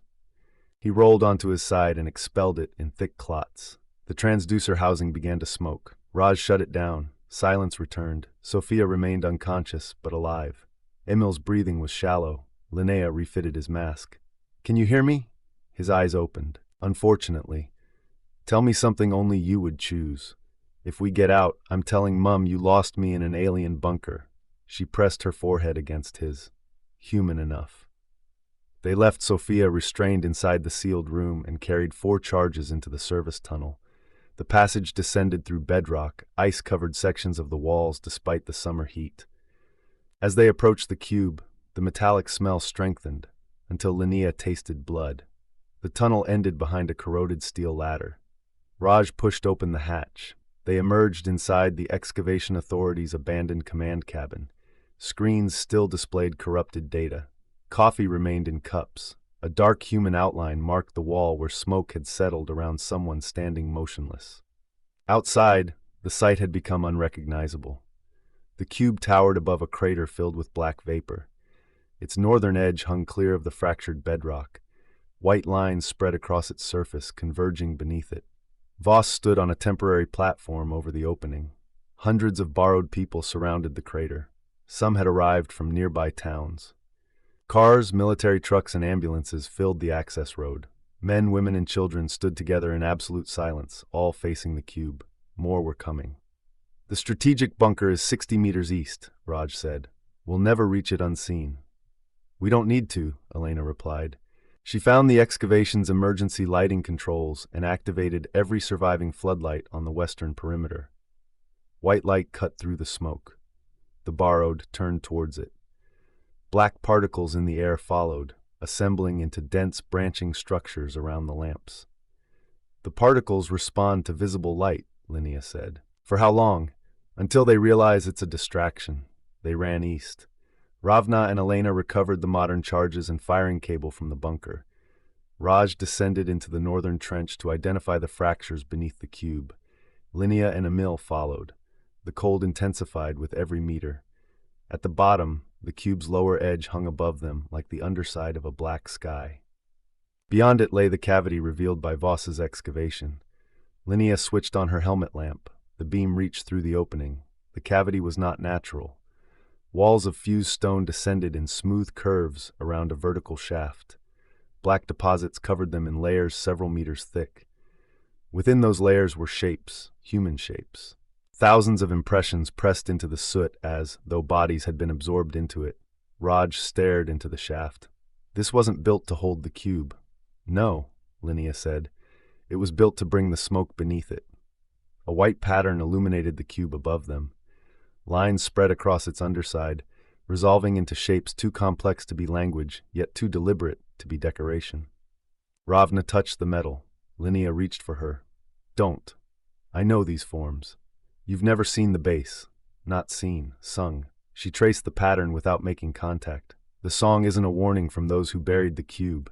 It is a translation of what the cube says. What does it say? Ravna closed her eyes and recited, We carried every mind and called it peace. We ended solitude and ended choice. We built the division not because we hated the whole, but because we remembered the right to be alone. Emil looked into the soot-lined shaft. The builders were part of it. They escaped it, Linnea said, long enough to construct the cube. What happened to them? Ravna read the final pattern. We chose to become many, though becoming many made us mortal. The cube was not an alien prison. It was a monument to individuality, built by people who had experienced perfect unity and rejected it at the cost of death. A movement above drew Linnea's attention. Voss stood at the edge of the trench. You misunderstand them, he said. The borrowed gathered behind him. They were frightened, Voss continued. A dying minority who chose decay over transformation. Then why haven't you opened it without us? Linnea asked. Because it requires the same choice to release as it did to create. You need someone who touched the whole and still chose separation. Yes, Emil stepped in front of Linnea. You're not taking her. Voss looked almost tenderly at him. We already have her. The soot impressions inside the shaft opened their eyes. Smoke surged upwards. Raj placed the first charge against the fractured bedrock. Now would be an excellent time for Michael to succeed.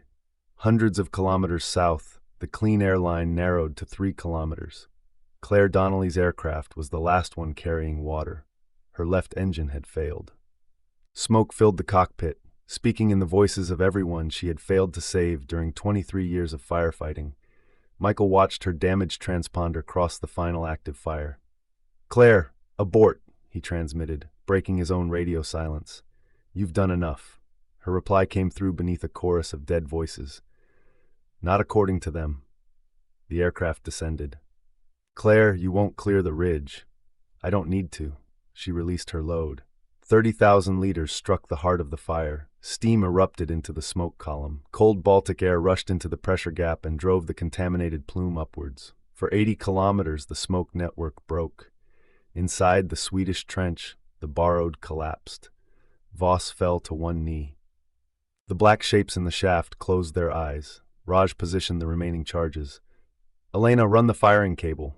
She climbed towards the southern ridge, unreeling wire behind her. Ravna placed the last charge beneath the northern shelf. The ground shook as pressure rose inside the cavity. We have minutes, Raj said. They retreated from beneath the cube. Emil stopped. A strand of smoke remained wrapped around his ankle. He pulled against it. The strand tightened. Linnea seized his arm, but the smoke climbed his body and entered beneath his mask.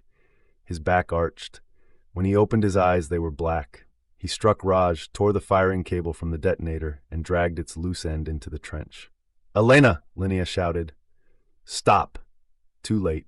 The cable vanished into the smoke. Without it, the charges could not be fired from safety. Raj looked towards the manual detonator lying beside the cube. Someone has to reconnect it. Linnea started forward. Emil's voice stopped her. Not the layered voice of the network, his own. "I'll do it." The blackness withdrew from one eye. "No," Linnea said. "I can hold it back long enough. I'm not leaving you here. You already said you might have to." Smoke filled the trench behind him. The clean air gap would not hold. The borrowed were beginning to stand. Emil picked up the severed cable. "Ask me a question," he said. Linnea could barely speak. "What question?" "The one Ravna asked you." He looked at the cube, then back at his sister. "Would you sacrifice me to stop it?" Linnea shook her head. "Answer." The first borrowed figures reached the edge of the trench. Emil smiled through his fear. Make a choice it would never make. Chapter 11. The Right to be Alone. Linnea could save her brother. She could cross the trench, take the firing cable from his hands, and pull him back through the smoke. She could refuse the choice Ravna had placed before her, and the cube would rise. The clean air gap was already closing. The borrowed stood along the excavation rim, recovering as the separated smoke systems reached for one another. Behind Emil, black vapor climbed from the ancient shaft in slow, muscular folds. He held the two severed ends of the firing cable. "Answer me," he said. Linnea's lungs tightened until every breath hurt. "Yes," Emil waited. She forced herself to say the rest. "I would sacrifice you." The smoke around him recoiled, not from the words, from the choice. The intelligence could sacrifice individuals without hesitation because individuality held no value for it. What it could not comprehend was loving one person completely and still choosing to lose them. Emil smiled. "Good." "No," Linnea said, "there's nothing good about it. That's why I know it's you." He connected the first wire. Behind him, Voss rose from the ground. The borrowed moved with him. "Take her," he said. They descended into the trench. Raj seized Linnea's arm. "We have to go. Emil needs time. We give him time by getting out." Ravna activated the final portable transducer. Its weakened pulse struck the excavation. Several borrowed fell. Others slowed but continued coming. Black residue streamed from their eyes and mouths, linking one body to the next in fine threads. Emil twisted the second wire together. A green indicator appeared on the manual detonator. "Circuit complete," he shouted. "Sequence 1 vents the cavity," Raj called back. "Wait 6 seconds, then 2 and 3 together. The remaining charges collapse the northern wall. I heard you the first 3 times." "Emil," Linnea said. Her brother looked at her across the trench. There were 1,000 things she could have told him. That she was sorry, that she loved him, that their mother would never forgive her, that she should have believed him at the hospital, that none of this was fair. Each seemed too small. Emil understood anyway. "Go," he said. Linnea did not move. The blackness returned to his right eye. "It's coming back." Raj pulled her towards the tunnel. Voss and the borrowed reached the bottom of the trench. Emil pressed the first detonator. The ground erupted. Charges beneath the eastern side of the shaft blasted open a channel through the fused stone. Ancient pressure escaped horizontally instead of lifting the cube. A jet of freezing smoke tore across the excavation, throwing bodies from their feet. The cube dropped 2 centimeters. Emil counted 1, 2. Voss crawled towards him. 3. Smoke wrapped around Emil's arm. 4. Voss seized his ankle. 5. Emil looked towards the tunnel. 6. He pressed the second and third detonators together. The fractured shelf beneath the cube disintegrated. For a fraction of a second, the immense object hung unsupported above the cavity. Then gravity reclaimed it. The cube fell. Its northern edge struck the magnetite bedrock with a force that traveled through the entire Scandinavian shield. Trees shook 30 kilometers away. Windows broke in towns across Norrbotten. Seismic stations initially classified the impact as a shallow earthquake. White light raced across the cube's surface.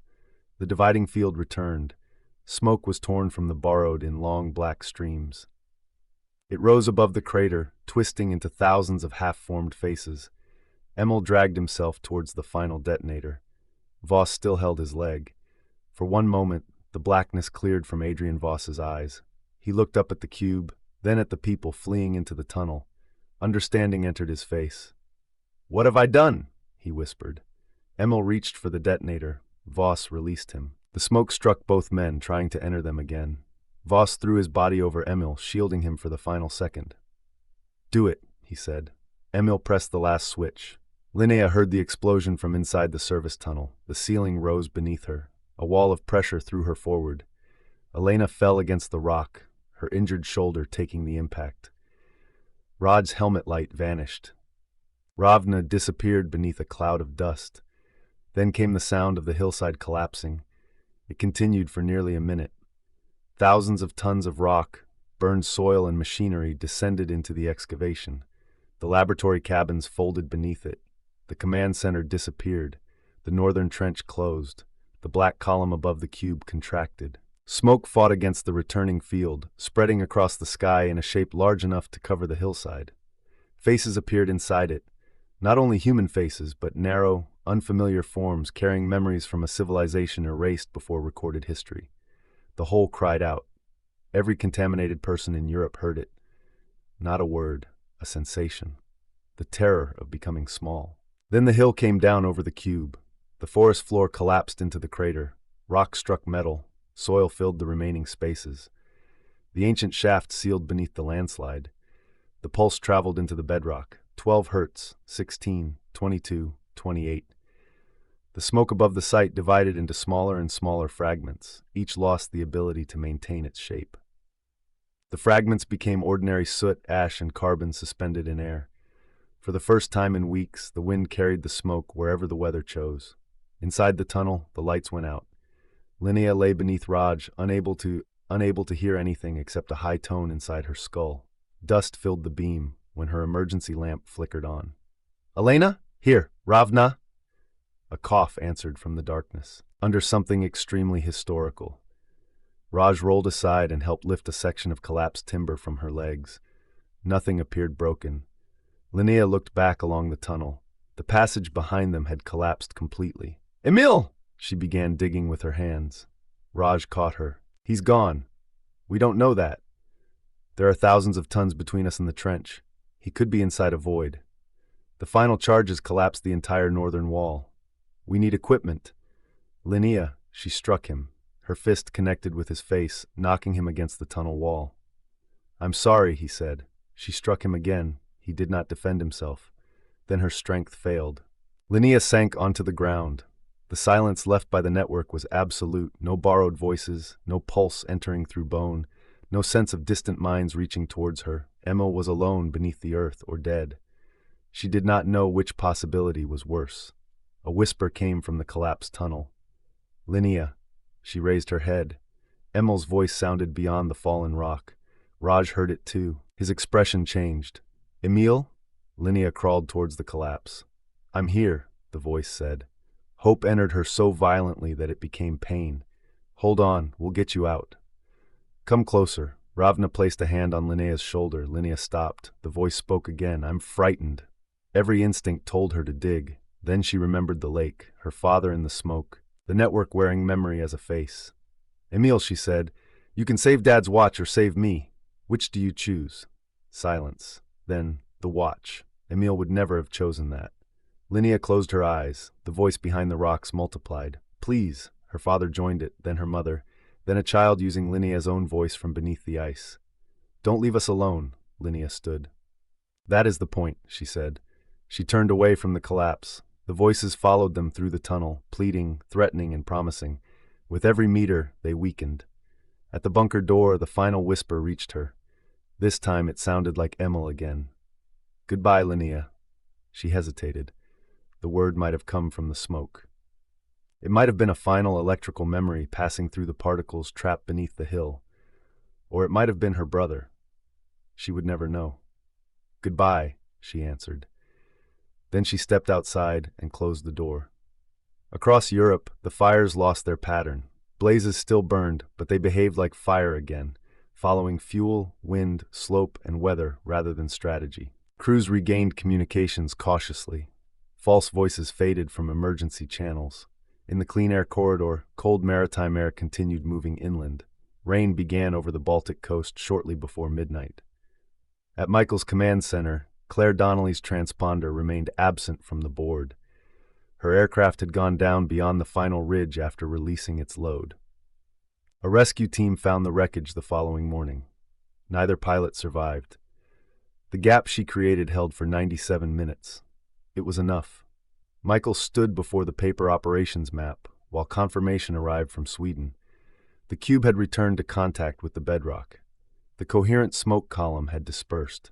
Borrowed personnel were regaining individual awareness. No one celebrated. Too many places on the map represented people who would not return. Michael removed Claire's name card from the flight board and placed it in his pocket. Then he went back to work. Rain spread south over the following 3 days. The great European firestorm of 2026 did not end at once. Some fires burned for weeks in peat, roots, and abandoned buildings. Others reignited when the ground dried. But the road north was broken. The death toll eventually exceeded 4,000. Entire communities had been erased. Millions of hectares of forest and farmland were damaged. Smoke-related illness continued long after the skies cleared.